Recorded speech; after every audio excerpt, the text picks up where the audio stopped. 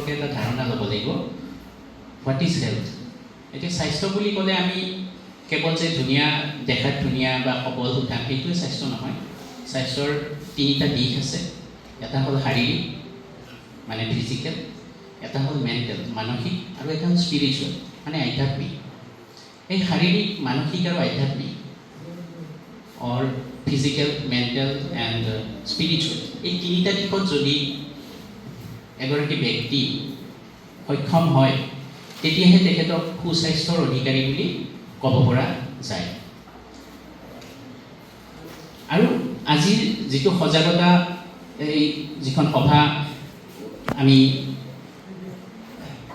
যিখন সজাগতা সভাত আহিছোঁ, গতিকে সেই সজাগতা সভাখনত মই বিচাৰিছোঁ যে আপোনালোকে সক্ৰিয়ভাৱে অংশগ্ৰহণ কৰক। ইয়াতে মই দুটামান কথা ক'ম, কৈ গুচি যাম, কিন্তু আপোনালোকৰ মনত প্ৰশ্ন থাকিব যে এইটো মই সোধা নহ'ল বা এনেকুৱা কিছুমান প্ৰশ্ন আছে, সমস্যা থাকে সকলোৰে। গতিকে মই আশা কৰিছোঁ এইটো এটা ইণ্টাৰেক্টিভ ছেশ্যন হোৱাটো উচিত, যে আপোনালোকৰ যদি কিবা প্ৰশ্ন আছে আপোনালোকে মোক ডাইৰেক্টলি পোনপটীয়াকৈ সুধিব পাৰে। আৰু মই যিখিনি মোৰ সম্যক জ্ঞান আছে সেইটোৰে মই আপোনালোকৰ প্ৰশ্নৰ উত্তৰ জনাম। আৰু আপোনালোকে এতিয়া কিছুমান প্ৰশ্ন ভাবক, কাৰণ এতিয়া মই মানসিক বা যিটো আধ্যাত্মিক দিশ বা আপোনালোকৰ জীৱনৰ উত্তৰণৰ কাৰণে আপোনালোকৰ জীৱনটো যাতে ভাল হয়, আপোনালোকে ইয়াত শিক্ষা গ্ৰহণ কৰি আছে, উদ্দেশ্যটো কি? আপোনালোকেতো ঘৰতো থাকিব পাৰিলেহেঁতেন, বেলেগ কাম কৰিব পাৰিলেহেঁতেন, কিন্তু আপোনালোকে শিক্ষা গ্ৰহণ কৰিব আহিছে। আপোনালোকৰ তাত ইমান ধুনীয়া ধুনীয়া চৰকাৰী শিক্ষাগুৰু আছে, এখন কলেজ আছে, গতিকে ইয়াতে যে আহিছে আপোনালোকে উদ্দেশ্য কি? উদ্দেশ্যটো যাতে আপোনালোকৰ জীৱনটো ভাল হয়। আমাৰ প্ৰত্যেকৰে ইয়াত যিকেইগৰাকী ব্যক্তি যিগৰাকী ছাত্ৰ ছাত্ৰী পঢ়ি আছে সকলোৰে, ইনফেক্ট মোৰ মনৰ ভাইটি জয়দীপ বা আমাৰ এগৰাকী ছিষ্টাৰো আহিছে, তেখেত সকলোৰে মনত এটাই আশা থাকে যে আমাৰ জীৱনটো যাতে ভাল হয়। গতিকে জীৱনটো ভাল কেনেকৈ হ'ব সেইটো কাৰণে প্ৰশ্ন কৰিব লাগে। প্ৰত্যেকটো বস্তুতে প্ৰশ্ন কৰিব লাগে যে আমি কিয় জীৱনটো ভাল কৰিব লাগে, জীৱনটো ভাল কৰাৰ কাৰণে আমি কি কি কৰিব লাগে। আৰু জীৱনটো এটা প্ৰশ্ন, সকলোৱে জানে যে জীৱনটো এটা নুবুজা সাঁথৰ বা এটা প্ৰশ্ন হয় জীৱনটো। আমি ইয়াত কিয় আছোঁ? আমিতো নাথাকিলেও পৃথিৱী চলি থাকিব, বা আমি এদিন যাম তেতিয়াও পৃথিৱী চলি থাকিব, কিন্তু আমি যে ইয়াত আহিছোঁ আমাৰ উদ্দেশ্যটো কি?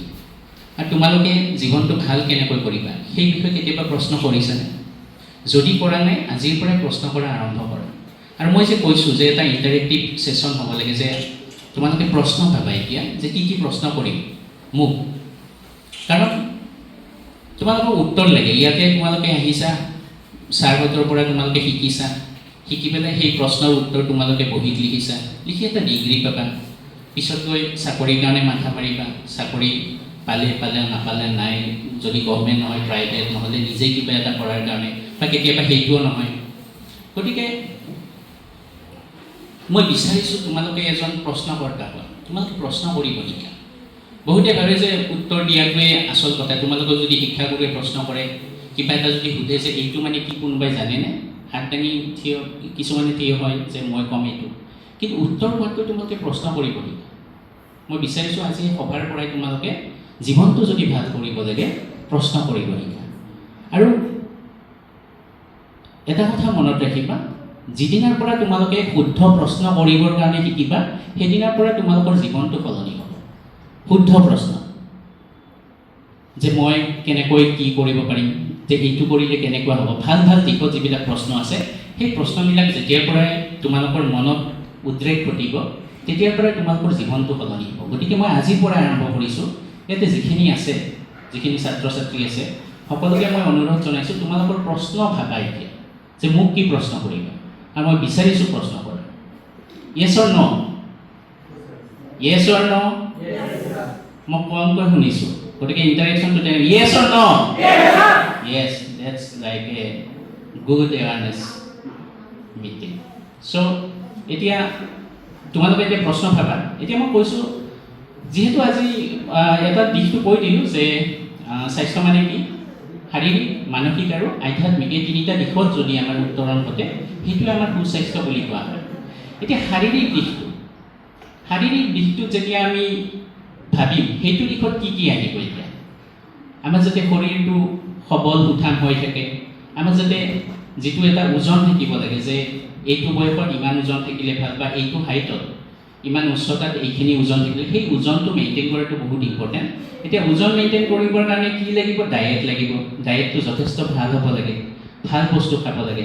আৰু তৃতীয়তে আছে পানী। আমি যথেষ্ট পৰিমাণে পানী খাব লাগে। গতিকে শুদ্ধ খাদ্য আৰু যিখিনি আমি পানী খাওঁ যাতে শুদ্ধভাৱে যদি খাওঁ তেনেহ'লে আৰু লগত আছে এক্সাৰচাইজ।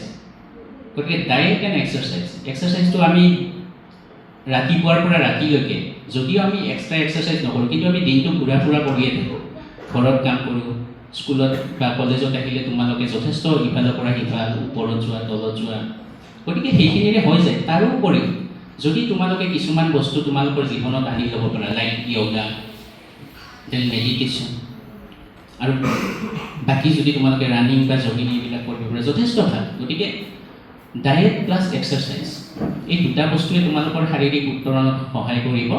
আৰু তাৰোপৰি আধ্যাত্মিক দিশত যাবৰ কাৰণে যিটো মই অলপ আগতে ক'লোঁ, য়োগা, মেডিটেশ্যন আৰু সৎ চিন্তা বা ভাল চিন্তা। তোমালোকে দিনটো যদি ৰাতিপুৱাৰ পৰা ৰাতিলৈকে ভাল চিন্তা কৰি থাকা তোমালোকৰ উত্তৰণ ঘটিব মানসিকভাৱে আৰু আধ্যাত্মিকভাৱে। এতিয়া ভাল চিন্তা আৰু বেয়া চিন্তা কি? এতিয়া ভাল আমি যিটো চিন্তা কৰোঁ বা বেয়া চিন্তা সেইটোতো প্ৰশ্ন কৰিব লাগে যে what is good thought and what is bed thought. ভাল চিন্তা কি? সেইটো এটা চিন্তা। ভাল চিন্তাটো এনেকুৱা যিটো চিন্তাই তোমাক ওপৰলৈ লৈ যাব, আৰু তাৰ লগতে যদি পাৰা আনৰো ভালৰ কাৰণে যদি কিবা কৰিব পাৰিছা, এটলিষ্ট তোমাৰ কাৰ্যৰ দ্বাৰাই বা তোমাৰ চিন্তাৰ দ্বাৰাই যাতে আনৰ একো অপকাৰ নহয়, সেইটোৱে ভাল চিন্তা। এতিয়া আমাৰ জীৱনত চলিবৰ কাৰণে পইচা লাগে, আমি কাম কৰিব লাগে, গতিকে তাত ভাল চিন্তা দিব।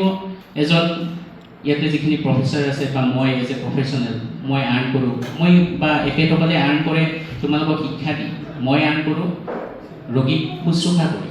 গতিকে আমি আৰ্ণ কৰি আছোঁ, কিন্তু অন্য কিছুমানে আৰ্ণ কৰি আছে, চুৰ কৰিছে, ডকাইতি কৰিছে।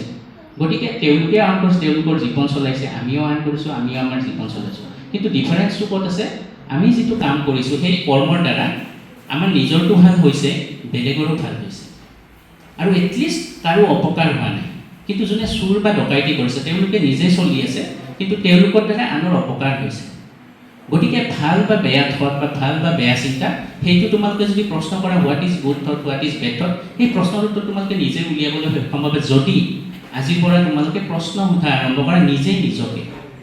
যদি প্ৰশ্নৰ উত্তৰ লোৱা, আজিকালি 5G যুগ হয়, তোমালোকৰ যিকোনো প্ৰশ্নৰ উত্তৰ যদি লাগে তোমালোকে ইউটিউব চাব পাৰা, ফেচবুক, হোৱাটছআপ, চবতে। এতিয়া হোৱাটছআপ বা ইনষ্টাগ্ৰাম বা ফেচবুকত তোমালোকে ৰিলছ চাই থকাতকৈ তোমালোকে যদি এনেকুৱা ধৰণৰ প্ৰশ্নবিলাকৰ উত্তৰ বিচাৰি থাকা তেতিয়াহ'লে ভৱিষ্যত জীৱনত তোমালোকে যথেষ্ট আগবাঢ়ি যাব পাৰিবা। গতিকে ৰিলছ বা যিখিনি ইনষ্টা বা ফেচবুকত যিখিনি ৰিলছ তোমালোকে চোৱা, এণ্টাৰটেইনমেণ্টৰ কাৰণে, গুড এণ্টাৰটেইনমেণ্টৰ কাৰণে তোমালোকে চাব পাৰা, কিন্তু এনি টাইম তাত নহয়। এটা নিৰ্দিষ্ট সময়ত তোমালোকে চালা, এণ্টাৰটেইন হ'লে, কিন্তু শুদ্ধ বস্তু চাবা যিটো তোমালোকক আগুৱাই লৈ যায়, হাঁহিৰ খোৰাক যোগায়, মানসিকভাৱে বিকাশ কৰায়।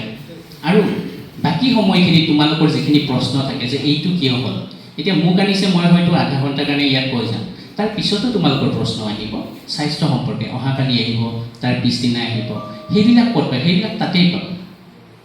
গতিকে তোমালোকে আজিৰ পৰা নিজকে প্ৰস্তুত কৰা যাতে তোমালোকে শুদ্ধ প্ৰশ্ন কৰা, সদায় প্ৰশ্ন কৰা নিজকে। এতিয়া মই বিচাৰিছোঁ তোমালোকে প্ৰত্যেকে প্ৰশ্ন নিজৰ মনত ভাবা আৰু মোক কৰিবা, আৰু মই তাৰ পৰাই গম পাম তোমালোকে আজি মোৰ যিখিনি অহাৰ সাৰ্থকতা যে মই আহিছোঁ তোমালোকক কিছু কথা ক'বৰ কাৰণে, সেইটো সাৰ্থক হোৱা বুলি ভাবিম যদি তোমালোকৰ ফালৰ পৰা প্ৰশ্ন আহে স্বাস্থ্য সম্পৰ্কে, যে এইটো কেনেকৈ কৰিব লাগে। তোমালোকে হয়তো কিছুমানে এতিয়া সমস্যাত ভুগি আছা, গতিকে সেই সমস্যাবিলাকৰ বিষয়ে মোক ক'বা, মই তোমালোকক প্ৰশ্নৰ উত্তৰ দিম। এতিয়া শাৰীৰিক, মানসিক তথা আধ্যাত্মিক এই তিনিওটা দিশত যদি তোমালোকে সুস্থ থাকা তেনেহ'লে সুস্বাস্থ্যৰ অধিকাৰী বুলি ক'ব পৰা যায়। এতিয়া শাৰীৰিক আৰু মানসিকটো ক'লোঁ, য'ত শুদ্ধ চিন্তা কৰিব লাগে কৰ্মটো কৰাৰ আগতে, আৰু আধ্যাত্মিক, আধ্যাত্মিক মানে ঈশ্বৰ চিন্তাই নহয়, আধ্যাত্মিকতা মানে হ'ল নিজক বিচাৰি চোৱা, আধ্যাত্মিকতা মানে নিজৰ আত্মাৰ বিষয়ে জ্ঞান লাভ কৰা।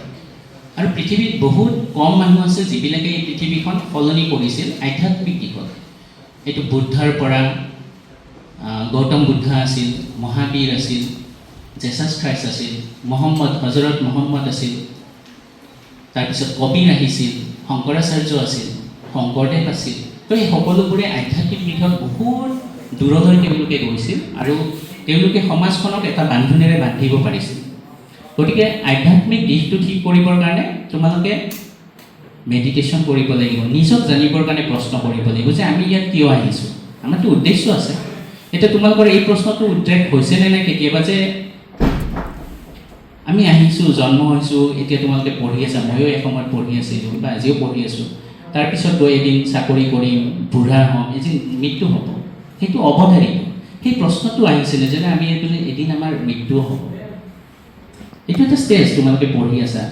আৰু পৃথিৱীত দুটা বস্তু আছে, সৃষ্টি হয় ধ্বংসৰ বাবে আৰু ধ্বংস হয় সৃষ্টিৰ বাবে। এইটো এটা চাইকেল হয় যে আমাৰ সৃষ্টি হৈছে, আমি এদিন নোহোৱা হ'ম, তাৰপিছত পুনৰ সৃষ্টি হ'ব আকৌ নোহোৱা হ'বৰ কাৰণে।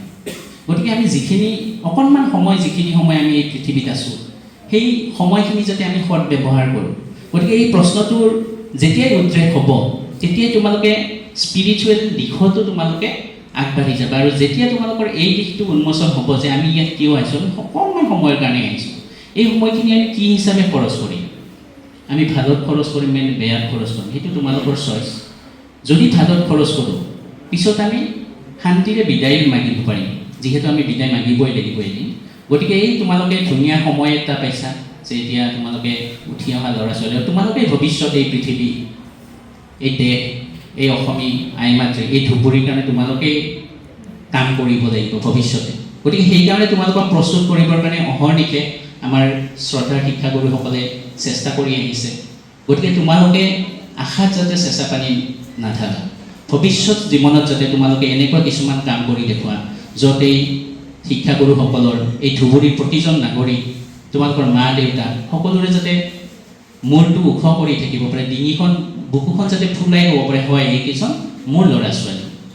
আৰু তাতেই তোমালোকে সফলতাটোৰ সেয়াটো পাবা। তোমালোকে এতিয়া ভাবিব ছাকচেছ, হোৱাট ইজ ছাকচেছ, তোমালোকে পঢ়ি আছা ভৱিষ্যত জীৱনত সফল হ'বৰ কাৰণে। এতিয়া সফলতা কি, সেই প্ৰশ্নটো যদি নকৰা তোমালোকে কোন দিশত যাবা? এতিয়া তোমালোকক ধৰক সফলতা লাগে, তোমালোকক জীৱনত কিবা এটা লাগে। ছাপ'জ তোমালোকৰ মাজত কিছুমানে এতিয়া ডিগ্ৰী পাছ কৰিবা, কৰাৰ পিছত তোমালোকে হয়তো কিছুমানে UPSC বা APSC প্ৰশাসনিক বিষয়া হোৱাৰো সপোন দেখিছা, কিছুমানে ক'ৰবাত বেংকৰ চাকৰি কৰিব, তেনেকুৱা ডিফাৰেণ্ট এইম আছে।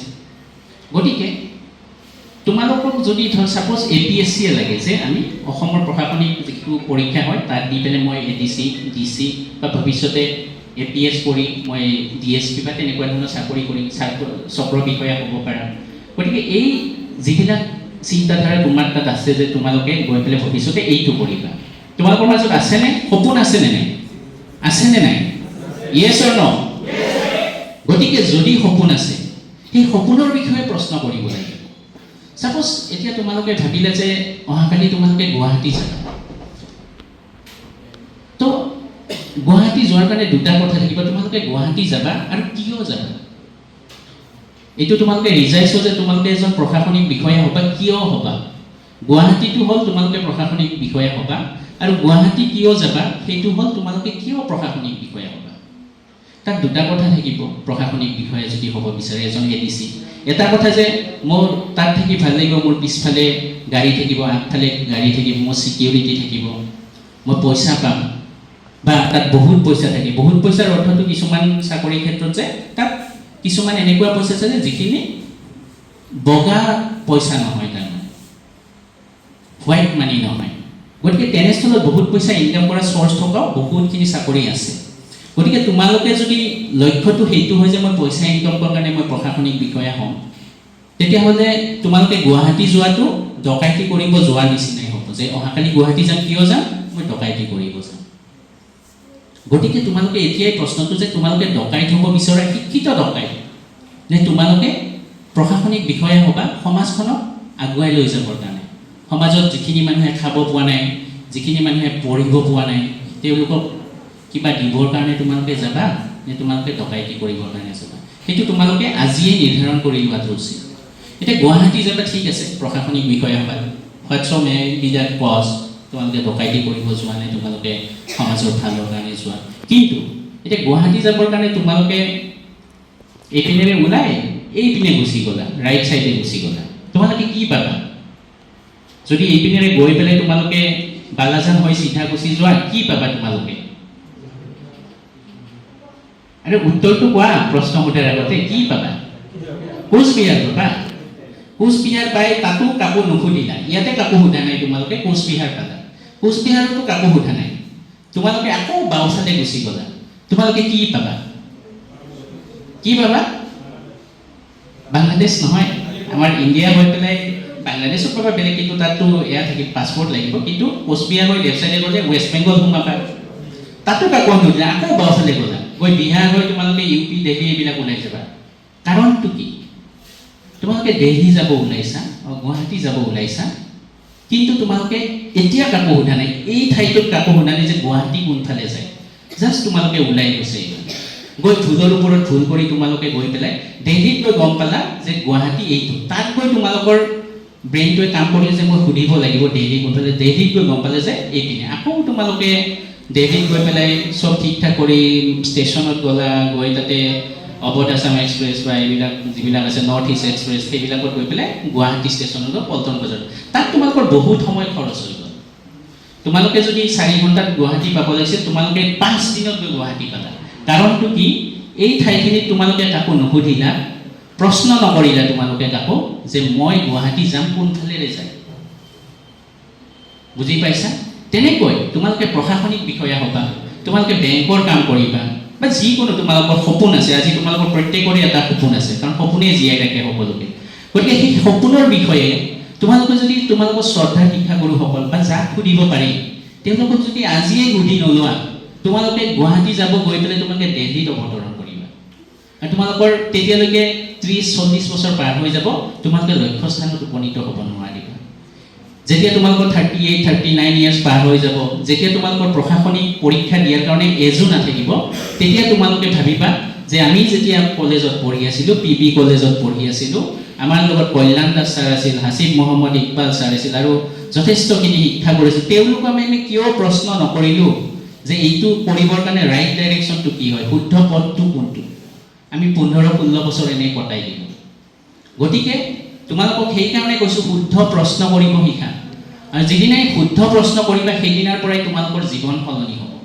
গতিকে আজিৰ পৰা তোমালোকে প্ৰশ্ন কৰিব শিকা, কাৰণ শিকাত কোনো লাজ নাই। তোমালোকে নাজানিব পাৰা, সৰুতকৈ সৰু বস্তু নাজানিব পাৰা। আজি যদি তোমালোকে মোক সোধে যে পানী কেনেকৈ খায়, সেইটো প্ৰশ্ন উত্তৰ দিব মই ৰাজি, কিন্তু মই ভাল পাম যদি কোনোবাই সোধে যে পানী কেনেকৈ খাম। কোনোবাই যদি সোধে যে ভাত কেনেকৈ, সেইটোতো মই ভাল পাম।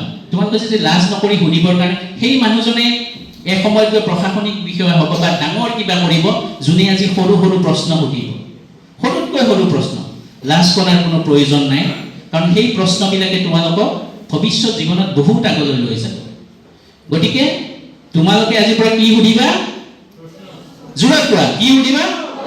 প্ৰশ্ন সুধিবা। আৰু এতিয়াই মই তোমালোকৰ কোন কিমান আগত যাব মই এতিয়া প্ৰমাণ কৰিম যে তোমালোকে মোক কি প্ৰশ্ন সুধিছা আৰু প্ৰশ্ন সুধিছা নে নাই। ফাৰ্ষ্ট তোমালোক আগত থাকিবা যদি যিকোনো কুৱেশ্যন সোধা, আৰু বহুত আগত থাকিবা তোমালোকে যদি ৰাইট কুৱেশ্যন সোধা। আৰু সৰু সৰু প্ৰশ্নৰ উত্তৰ লৈ লৈ লৈ লৈ তোমালোকে এদিন ডাঙৰ প্ৰশ্ন সুধিব পৰা হ'বা। গতিকে মই আশা কৰিছোঁ এই মঞ্চৰ পৰাই যে তোমালোকে আজিৰ পৰা প্ৰশ্ন সোধা।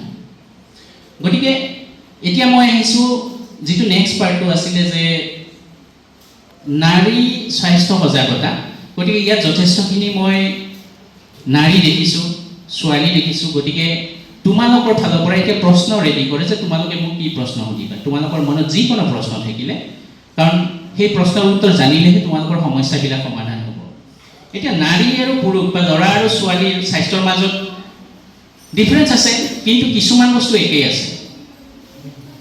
আৰু সেই একে থকা বস্তুখিনি হ'ল শুদ্ধ খাদ্য খাব লাগিব, পানী খাব লাগিব, এক্সাৰচাইজ কৰিব লাগিব, মেডিটেশ্যন কৰিব লাগিব, য়োগা কৰিব লাগিব, যিখিনি মই ক'লোঁ অলৰেডি। কিন্তু সকলোৱে জানে, মই যিখিনি আজি কৈছোঁ এইখিনি কৰিব লাগে, সকলোৱে জানে। ইয়াত থকা শ্ৰদ্ধাৰ শিক্ষাগুৰুসকল, তোমালোক প্ৰত্যেকেই জানে যে কি কি কৰিলে সুস্বাস্থ্যৰ অধিকাৰী হ'ব পাৰি, এটলিষ্ট শাৰীৰিক দিশত। কিন্তু আমি আমাৰ মাজত কিমানে সেইটো কৰিছোঁ? ৰাতিপুৱা যেতিয়া ব্ৰেকফাষ্ট কৰি আহিছা, তোমালোকে কেইবাৰ ভাবিছা যে এই ব্ৰেকফাষ্টটো শুদ্ধ হয় নে নহয়? এতিয়া কলেজত ওলাই আহি তোমালোকে বাহিৰত কিবা কিবি খাবা, গৈ পেলাই তোমালোকে ৰেষ্টুৰেণ্টত কিবা খাবা, ইভিনিং কিবা খাবা, ৰাতি ডিনাৰ কৰিবা। তোমালোকে কেতিয়াবা প্ৰশ্ন সুধিছানে এই খাদ্যটো ৰাইট হয় নে নহয়? যেতিয়া তোমালোকে এনি টাইম প্ৰশ্ন কৰি থাকিবা যে মই এইটো যেতিয়া খানা লৈছোঁ, খাদ্য লৈছোঁ, সেই খাদ্যটো শুদ্ধ হয় নে নহয়? যেতিয়া তোমালোকে তাত গৈ তাততো যোৱাই ৰেষ্টুৰেণ্ট কেইখন গৈ যেতিয়া পিজ্জাটো আগত ল'বা, তেতিয়া যদি প্ৰশ্নটো উঠে হয় এই যিটো খাই আছোঁ এইটো শুদ্ধ হয় নে নহয় খোৱাটো, কিমান দূৰ সমীচীন হয় মোৰ স্বাস্থ্যৰ কাৰণে। যদি সেই প্ৰশ্ন নকৰা তোমালোকৰ স্বাস্থ্য কেতিয়াও উত্তৰণ নহয়। আজি তোমালোকৰ বয়স কম আছে, একো হোৱা নাই, আকৌ 10 বছৰ যাব দিয়া, 20 বছৰ যাব দিয়া, তাৰপিছত গৈ গম নোপোৱাকৈ তোমালোকৰ তাত বিসংগতিয়ে দেখা দিব, আৰু তাৰ ভিতৰত তোমাৰ ডায়েবেটিছ, প্ৰেছাৰ বাঢ়িব, তোমালোকৰ যথেষ্ট সমস্যাৰ সন্মুখীন হ'ব। কিয়? আজি তোমালোকে প্ৰশ্ন কৰা নাই খাদ্য খোৱাৰ আগত যে মই যিটো খাইছোঁ সেই খাদ্যটো শুদ্ধ হয় নে নহয়। আৰু পিছত গৈ 20 বছৰ পিছত যে মোৰ লগত কিয় এনেকুৱা হ'ল, মোৰ লগত আজি কিয় বেয়া হ'ল, আল্লাই বেয়া কৰিলে নে ভগৱানে বেয়া কৰিলে, কোনেও বেয়া নকৰে, কৰ্মফল ভুগিব লাগিবই। তুমি আজি যিটো কৰ্ম কৰিবা সেই কৰ্মটোৰ ফলটো আজি নহয়, কালি নহয়, 10 বছৰ 20 বছৰ পিছত পাবাই পাবা। তোমালোকৰ চিন্তাৰ দ্বাৰাই তোমালোকে কৰ্মফল পাবা, তোমালোকৰ কৰ্মৰ দ্বাৰাও ফল পাবা। গতিকে স্বাস্থ্যৰ ক্ষেত্ৰত মই সেইটোৱে কৈছোঁ, প্ৰশ্ন কৰা যে এই খাদ্যটো ভাল হয় নে। চিঙৰা এটা হাতত লৈ বহুত ভোক লাগিছে, দোকানত গৈ পেলাই বহুত ভোক লাগিছে, কি খাওঁ, চিঙৰা খাওঁ, চচটো ধুনীয়াকৈ বনোৱা আছে, জ্বলা চাটনি এটা আছে, সেইটোৰে খুৱাই পেলাই একদম ধুনীয়াকৈ খালা, চাহ একাপ খাই দিলা, নাই কচুৰিটোও খাই দিওঁ, নাই পকৰা ভাজি আছে ধুনীয়াকৈ সেইটোও খাই দিওঁ।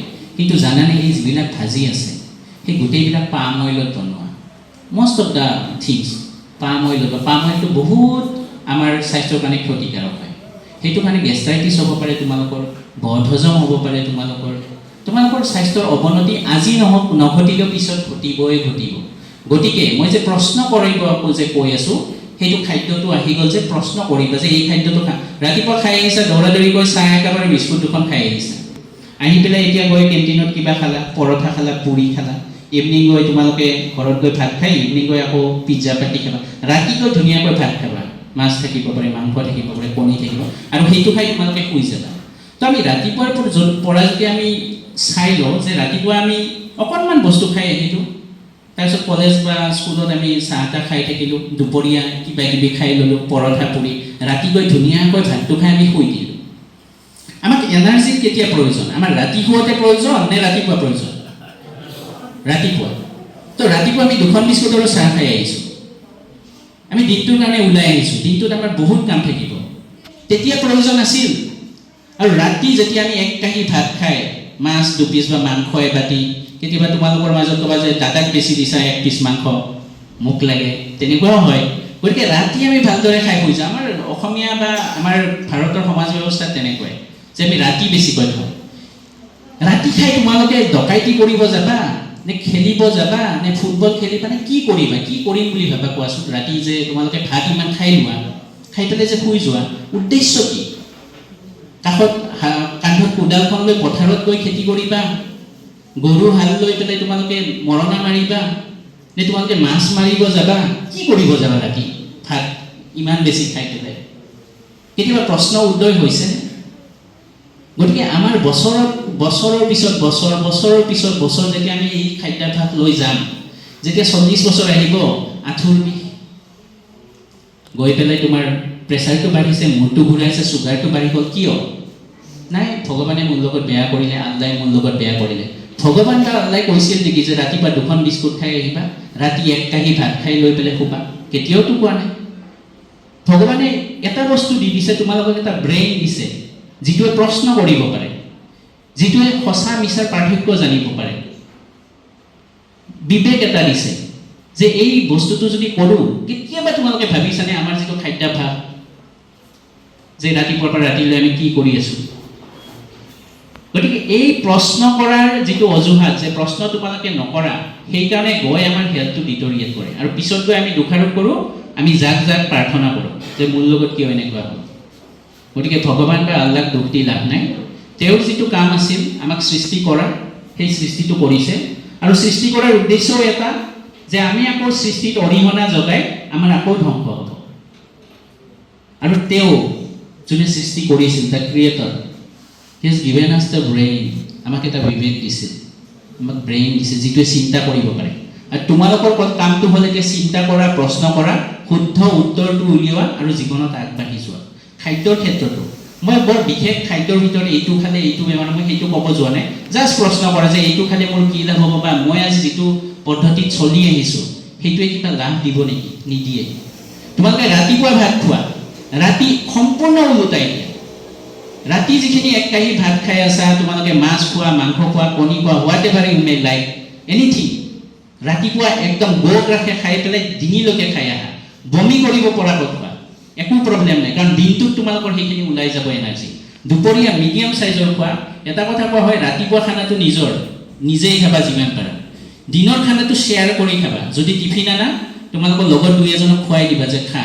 আৰু ৰাতিৰ খানাটো মন কৰিবা, ৰাতিৰ খানাটো তোমাৰ যদি শত্ৰু আছে, যাক মাৰিবৰ মন আছে, হাতেৰে মাৰিব নোৱাৰা, যে ইয়াক মই বেয়া পাওঁ, ইয়াৰ বেয়া হ'লে বেয়া পাওঁ, তাক তোমাৰ খানাটো দি দিয়া। তুমি নোখোৱাকৈ হৈ যোৱা, পানী এগিলাচ খাই হৈ যোৱা, চাহ একাপ খাই হৈ যোৱা, গাখীৰ এগিলাচ খাই হৈ যোৱা, অলপ চব্জি খাই হৈ যোৱা, এক বাতি দালি খাই হৈ যোৱা। বাকী যদি কোনোবা শত্ৰু আছে তেওঁক গৈ টোপলাটো দি আহা, মাছ মাংস চব আছে, ধুনীয়াকৈ তো খাই লওঁ। এই পদ্ধতিটো যদি তোমালোকে অৱলম্বন কৰা, জীৱনত কেতিয়াও তোমালোকে স্বাস্থ্যৰ বিষয়ে আৰু বেলেগ ভাবিবলগীয়া নাই। গতিকে মই মাত্ৰ ইনে নাটছেল মই কৈছোঁ, তোমালোকে প্ৰশ্ন কৰা, কি খাবা, কেতিয়া খাবা, কেনেকৈ খাবা। এই প্ৰশ্নৰ উত্তৰ যদি তোমালোকে পোৱা, আৰু কোনো ডক্তৰ তাত যাব নালাগে, আৰু মোৰ নিচিনা ব্যক্তিক আনি পেলাই ইয়াত সজাগতা শিবিৰ কৰাৰ কোনো সেয়া নাথাকিব, যদি তোমালোকে নিজেই প্ৰশ্ন কৰিব শিকা। এতিয়া মেল আৰু ফিমেলৰ যিটো স্বাস্থ্যৰ ডিফাৰেঞ্চ, সেইটোৰ ভিতৰত ফিমেলৰ কিছুমান হৰমন বেলেগ থাকে, মেলছৰ কিছুমান হৰমন, যিবিলাক মানে তোমালোকে ইউটিউবত চালেই গম পাবা, সেইবিলাকে মই এতিয়া কৈ আছোঁ। বেছিক বস্তুটো মই ক'লোঁ। এতিয়া আমাৰ যিবিলাক কাৰ্যক্ৰমণিকে, আমি সৰুৰ পৰা ডাঙৰ হওঁ, আমি এডাল্ট হওঁ, আমাৰ ৰিপ্ৰডাক্টিভ এজ এটা আছে। গতিকে সেই বস্তুবিলাক কণ্ট্ৰল কৰে হৰমনছে। হৰমনছ ইজ এ কেমিকেল, সেইটো ব্ৰেইনৰ পৰা ৰিলিজ হয় আৰু ডিফাৰেণ্ট অৰ্গেনৰ পৰা ৰিলিজ হয়, অংগ প্ৰত্যংগৰ পৰা। সেই কেমিকেলটোৱে আমাৰ শৰীৰত বিভিন্ন ধৰণৰ যিটো আমাৰ চেঞ্জ থাকে সৰুৰ পৰা ডাঙৰ হোৱালৈকে, সেই চেঞ্জবিলাক তেওঁলোকে কৰে। তাৰ ভিতৰত এতিয়া আমি যদি হৰমনৰ নাম ল'ব যাওঁ, ইষ্ট্ৰজেন আছে, যিটো ফিমেল হৰমন বুলি কয়, আৰু প্ৰজেষ্টেৰন আছে, টেষ্টষ্টেৰন আছে, যিটো মেল হৰমন। আমি যে মতা মানুহ যিবিলাক আছে, তেওঁবিলাক মতা হৈছে একমাত্ৰ এটা কেমিকেলৰ কাৰণে, সেই কেমিকেলটো হ'ল টেষ্টষ্টেৰন। আৰু ইয়াতে যিখিনি ছোৱালী আছে, সেইখিনি ছোৱালী হৈছে একমাত্ৰ এটা কেমিকেলৰ কাৰণে, যিটো হৰমনৰ নাম হ'ল ইষ্ট্ৰজেন। এতিয়া আমি ৰাপ হয়, আমাৰ দাড়ি আছে, আমাৰ বডি ষ্ট্ৰাকচাৰটো বেলেগ, আমাৰ ৰিপ্ৰডাক্টিভ অৰ্গেন বেলেগ, আমাৰ ভইচটো বেলেগ, একমাত্ৰ সেইটোৰ কাৰণটো হ'ল টেষ্টষ্টেৰন। আৰু ছোৱালী যিখিনি আছে, তেওঁলোকৰ শৰীৰটো নিমজ হয়, দাড়ি চাৰি নাথাকে, গাল চাল নিমজ হয়, আৰু তেওঁলোকৰ অংগ প্ৰত্যংগ বেলেগ ধৰণে বিকশিত হয়। গতিকে তাৰে মূল কাৰণটো হ'ল ইষ্ট্ৰজেন। গতিকে এই হৰমন দুটা যদি তাৰতম্য হয়, তেতিয়া আমাৰ যিটো বৃদ্ধি, আমাৰ যিটো বিকাশ হ'ব লাগে, সেইটো হেম্পাৰ হয়। এতিয়া তোমালোকৰ মোটামুটি বিকাশ পিৰিয়ডৰ মাজমানত আছা, তোমালোকে ভৱিষ্যতে আৰু ধৰা 5-6 বছৰমান বিকাশ হ'ব তোমালোকৰ ৰিপ্ৰডাক্টিভলি, ঠিক আছে। গতিকে এতিয়া মেল পাৰ্টটো মই গৈছোঁ, কাৰণ এতিয়া আজি যিহেতু নাৰী স্বাস্থ্য সজাগতা, ফিমেল পাৰ্টছত আহিছোঁ। তো ফিমেল পাৰ্টছত যেতিয়া তোমালোকৰ ৰিপ্ৰডাক্টিভ গ্ৰ'থ হ'ব, ভৱিষ্যত জীৱনত আমাৰ যিটো উত্তৰসূৰী, তোমালোকৰ উদ্দেশ্য সেইটোও আছে যে তোমালোকে নিজেতো ভাল কাম কৰিবা, লগতে আমি ভৱিষ্যত প্ৰজন্মক এটা ভাল প্ৰজন্ম দি যাব লাগিব। ভাল প্ৰজন্ম দিবৰ কাৰণে তোমালোকে বেলেগ কাম কৰাৰ উপৰিও ভাল মাতৃ হ'ব লাগিব, যাতে ভাল নাগৰিক তোমালোকে গঢ় দিব পাৰা। ভাল নাগৰিক গঢ় দিবৰ কাৰণে তোমালোকে যিহেতু মাতৃ হ'ব লাগিব, তোমালোক মানসিক, শাৰীৰিক আৰু আধ্যাত্মিকভাৱেও সফল হ'ব লাগিব। আৰু তোমালোকে এটা ভাল প্ৰজন্ম দিবৰ কাৰণে তোমালোকৰ যিটো ৰিপ্ৰডাক্টিভ ছিষ্টেম, সেইটো ঠিকে থকাটো খুবেই প্ৰয়োজন। আজি যদি তোমালোকৰ ফল্টি ডায়েট, তোমালোকৰ লাইফষ্টাইলৰ কাৰণে যদি তোমালোকে তোমালোকৰ ৰিপ্ৰডাক্টিভ যিটো ছিষ্টেম আছে, সেইটো যদি ডিৰেঞ্জ কৰি আছা, ভৱিষ্যত জীৱনত তোমালোকে ভাল প্ৰজন্ম এটা দিব নোৱাৰিবা, ভাল সমাজ এখন আমাৰ গঠন নহ'ব। আৰু ইয়াৰ মূল কাৰণটো খাদ্য, আমাৰ চিন্তা কৰা যিটো থট প্ৰচেছ, আমি যি ধৰণৰ চিন্তা কৰোঁ, আমাৰ লেক অফ এক্সাৰচাইজ, মানে আমাৰ যিটো লাইফষ্টাইল। তোমালোকক ক'লোঁ এই খানাটো কি কৰি খাই আছা ৰাতিপুৱাৰ পৰা ৰাতিলৈ, সেইটো যদি ওলোটাই দিয়া, খানাটোৰ ফালৰ পৰা ভাল হ'ল, চিন্তাধাৰাবিলাক ভাল কৰা আৰু exercise any kind of exercise মানে কি ৱাকিং হ'ব পাৰে, ৰানিং হ'ব পাৰে, য়োগা হ'ব পাৰে বা জিম যাব পাৰা, জুম্বা কৰিব পাৰা, ডান্স কৰিব পাৰা, মাৰ্চিয়েল আৰ্ট প্ৰেক্টিছ কৰিব, any kind of activity in physical dimension is mandatory. হয়তো খোজেই কাঢ়ি দিয়া 10 মিনিট ভালদৰে, আধা ঘণ্টা খোজ কাঢ়া, ডান্স কৰা। ঘৰততো ৰুমটো আছে, মিউজিক ছিষ্টেম নহ'লেতো তোমালোকৰ মোবাইল আছে, মোবাইলত এটা ভাল গীত লগাই তোমালোকে ডান্স কৰি দিয়া 10 মিনিট সময়, খাম চাম ওলাই যাব, তোমালোকৰ সেই পাৰ্টটো হৈ গ'ল। তাৰ কাৰণে যে তোমালোকে ৰাতিপুৱা 5টাতে উঠি ফিল্ডত আহিব লাগিব, ক'ৰবাত গৈ তোমালোকে জুম্বা শিকিব লাগিব, ক'ৰবাত গৈ য়োগা শিকিব, তেনেকুৱা নহয়। ইউটিউবত চব পাই যাবা, গান এটা লগাই লৈ ডান্স কৰি দিয়া, 10 মিনিট ডান্স কৰা, 20 মিনিট দৰ্জাটো মাৰি ল'বা, কোনো যাতে নাহে। তোমালোকৰ ডান্স বেয়া হ'লেও প্ৰব্লেম নাই, তোমালোকে ফিজিকেল দিশত কাম কৰিবৰ কাৰণেহে ডান্স কৰিছা। আৰু চাবা এনেকৈ ডান্স কৰি থাকিলে 5 বছৰ পিছত হয়তো তোমালোকে DIT মঞ্চও গৈ পাব পাৰে, ইয়াৰ পৰা কোনোবা এটা ডান্স এতিয়া ডান্সো পাব পাৰে গৈ কোনোবা। জাষ্ট তোমালোকে এই মই ৱেইটো দিছোঁ যে তোমালোকে কি হিচাপে কৰিব পাৰা। Not necessary that you should get up at 5 AM in the morning, then come to the field, then give some round, তেনেকুৱা নহয়। ঘৰত থাকি তোমালোকে 10 মিনিট যদি ডান্সো কৰি লোৱা সেইটো চাফিচিয়েণ্ট। কাৰণ তোমালোকৰ সময়ৰ অভাৱ থাকে, ৰাতিপুৱা স্কুল আহে, কলেজ আহিব লাগে, পঢ়িব লাগে, ইভিনিং গৈ কাম থাকে, পঢ়িব লাগে, তাৰ মাজত 10 মিনিট সময় লৈ লোৱা ৰিলেক্সেশ্যন। তো তোমালোকে এনেকৈ তোমালোকে মেনেজ কৰিব পাৰা। এতিয়া আহিছোঁ এই তোমালোকৰ যিটো হৰমন আছে ইষ্ট্ৰজেন, সেইটো কেতিয়া ডিলেঞ্চ হয়। এতিয়া ফিমেল এটা ৰিপ্ৰডাক্টিভ এজ ষ্টাৰ্ট হয় এটা age of 15, it comes to end by 45 to 50 maximum তেনেকুৱা। তো এই সময়খিনি তোমালোকে তোমালোকৰ হৰমনটো ঠিকে ৰাখিবৰ কাৰণে এই বস্তুখিনি কৰিব লাগিব। খাদ্যাভ্যাস, ভাল ভাল খানা খাব লাগিব। খানা খোৱাই নহয়, ভাল খাদ্য খালেই নহ'ব, তোমালোকে সময় অনুযায়ী যিটো নিয়মত খাব লাগে সেই মতে খাব লাগিব, এক্সাৰচাইজ কৰিব লাগিব। ফাষ্ট ফুড তোমালোকে মাহৰ মূৰত এদিন, মই নকওঁ যে ফাষ্ট ফুড তোমালোকে একেবাৰে পৰিহাৰ কৰা, কাৰণ এটাই জীৱন পাইছা, তাততো টেষ্ট কৰিবই লাগিব। পিজ্জা কেনেকুৱা খাই চাবই লাগিব, ম'ম' কেনেকুৱালৈকে খাবই লাগিব, বিৰিয়ানী টেষ্ট কৰিব লাগিব, কিন্তু লিমিট ৰাখা। সপ্তাহত এদিন, এতিয়া তোমালোকে সপ্তাহত এদিন খাব পাৰা, আমি এতিয়া মাহত এদিন খাব পাৰোঁ। মাহত এদিন আমি খাই দিম, সেইটো চিট মিল বুলি কয়, যে আমি সেইদিনা নিজকে ঠগাইছোঁ খাদ্যৰে, যি মন যায় তাকে খাম। কিন্তু বাকী 29 days বা বাকী তোমালোকে সপ্তাহৰ বাকী 6 দিন তোমালোকে যাতে প্ৰপাৰলি খোৱা, শুদ্ধমতে খোৱা। এটা সেয়াতে থাকিবা যে অহা শনিবাৰে ইভিনিং কিন্তু মই পিজ্জা খাম, এইকেইদিন মই এক্সাৰচাইজ কৰিম, এইকেইদিন মই ভালদৰে খানা খাম, এইকেইদিন মই ভাল চিন্তা কৰিম। সেইটো যদি ভাবি লোৱা যে শনিবাৰে মই গৈ পেলাই লাজিজ পিজ্জাত গৈ পেলাই পিজ্জা খাম, এখন নহয় 2খন খাম, একো প্ৰব্লেম নাই। টেষ্ট কৰা, সদায় নহয় যে হকে বিহকে গৈ পেলাই আজি অমুকৰ বাৰ্থডে, কালি অমুকৰ বাৰ্থডে, আজি পিজ্জা খালোঁ, আজি অমুক খালোঁ, বিৰিয়ানী খালোঁ, দবাই খাই আছা, সেইটো নহয়। লিমিট ৰাখা, কণ্ট্ৰল কৰিব শিকা। আৰু পৃথিৱীৰ আটাইতকৈ ডাঙৰ কামটো হ'ল নিজক কণ্ট্ৰল কৰাটো। আমি এতিয়া কৰি আছোঁ কি, আমি বেলেগক কণ্ট্ৰল কৰিব যাওঁ সদায়, অমুকক কণ্ট্ৰল কৰিব লাগে, অমুকক। এতিয়া মা দেউতাই ভাবিব বাচ্চাকেইটাক কণ্ট্ৰল কৰিব লাগে, দেউতাকক ভাবিব যে অফিচৰ বছটোৱে কণ্ট্ৰল কৰিব, অফিচৰ বছক আৰু বছৰ বছে কণ্ট্ৰল কৰিব যায়। কিন্তু এই চিৰিজটো কোনেও নিজক কণ্ট্ৰল কৰিব নকৰে। নিজক যদি কণ্ট্ৰল কৰিব শিকিলহেঁতেন, খাদ্য ভালদৰে খালেহেঁতেন, এক্সাৰচাইজ কৰিলেহেঁতেন, শুদ্ধ চিন্তা কৰিলেহেঁতেন, এডিকশ্যন নকৰিলেহেঁতেন। এতিয়া এডিকশ্যনত যেতিয়া আহিছোঁ, এইটো মেল ফিমেল দুয়োটাৰ ক্ষেত্ৰতে প্ৰযোজ্য। সেইটো not only physical health, sexual health, any kind of health. Addiction, সেই এডিকশ্যনে তোমালোকক কি কৰিব পাৰে।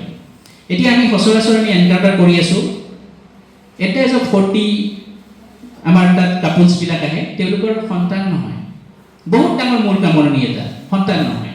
কাৰণটো কি? কাৰণটো তেওঁলোকৰ যিটো টেষ্টষ্টেৰন আৰু ইষ্ট্ৰজেন, এই দুটা বস্তু ডিলেঞ্চ হৈ গৈছে। ইয়াৰ কাৰণটো কি? ফল্টি খাদ্যাভ্যাস আৰু এডিকশ্যন। গতিকে তোমালোকৰ কাৰোবাৰ কিবা বস্তুৰ প্ৰতি এডিকশ্যন আছে, সেই এডিকশ্যনটো তোমালোকে আজিৰ পৰাই কমাব চেষ্টা কৰা। ফাৰ্ষ্ট ষ্টেপটো এৰা নহয়, ফাৰ্ষ্ট ষ্টেপটো মই সদায় কওঁ কমোৱা। তোমালোকৰ মাইণ্ডত ৰাখিবা যাতে মই এদিন এৰিম, আৰু অনতি পলমে এৰিম, নিয়াৰ ফিউচাৰত এৰিম।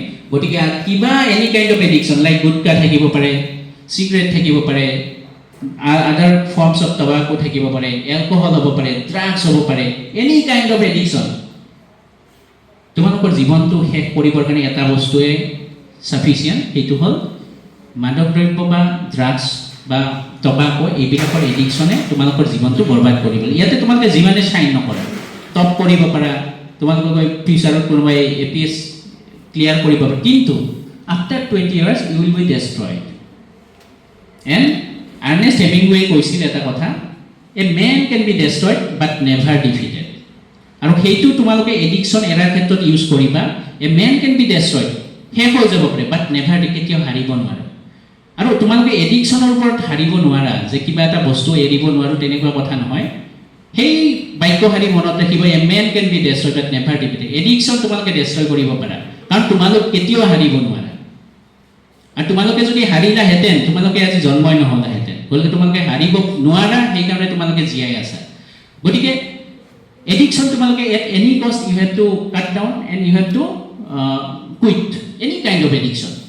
এডিকশ্যন ৰাখা, তোমালোকে এক্সাৰচাইজত এডিকশ্যন ৰাখা, ভাল চিন্তা কিতাপ পঢ়াত এডিকশ্যন ৰাখা, ভৱিষ্যতে কিবা এটা ডাঙৰ কিবা কৰাৰ এডিকশ্যন ৰাখা। কিন্তু যিবিলাক বস্তু খালে তোমালোকৰ শাৰীৰিকভাৱে অসুবিধাৰ সৃষ্টি হ'ব, আজি তোমালোকে গম নোপোৱা, আজি তোমালোকৰ বয়স কম আছে, ভৱিষ্যতে হ'ব পৰা যিখিনি অসুবিধা আছে তাৰ পৰা হাত সাৰিবৰ কাৰণে তোমালোকে এডিকশ্যন বেলেগ জেগালৈ কনভাৰ্ট কৰা, like study, playing, dancing, any kind of activities যিবিলাক তোমালোকৰ শৰীৰৰ কাৰণে, মনৰ কাৰণে ভাল।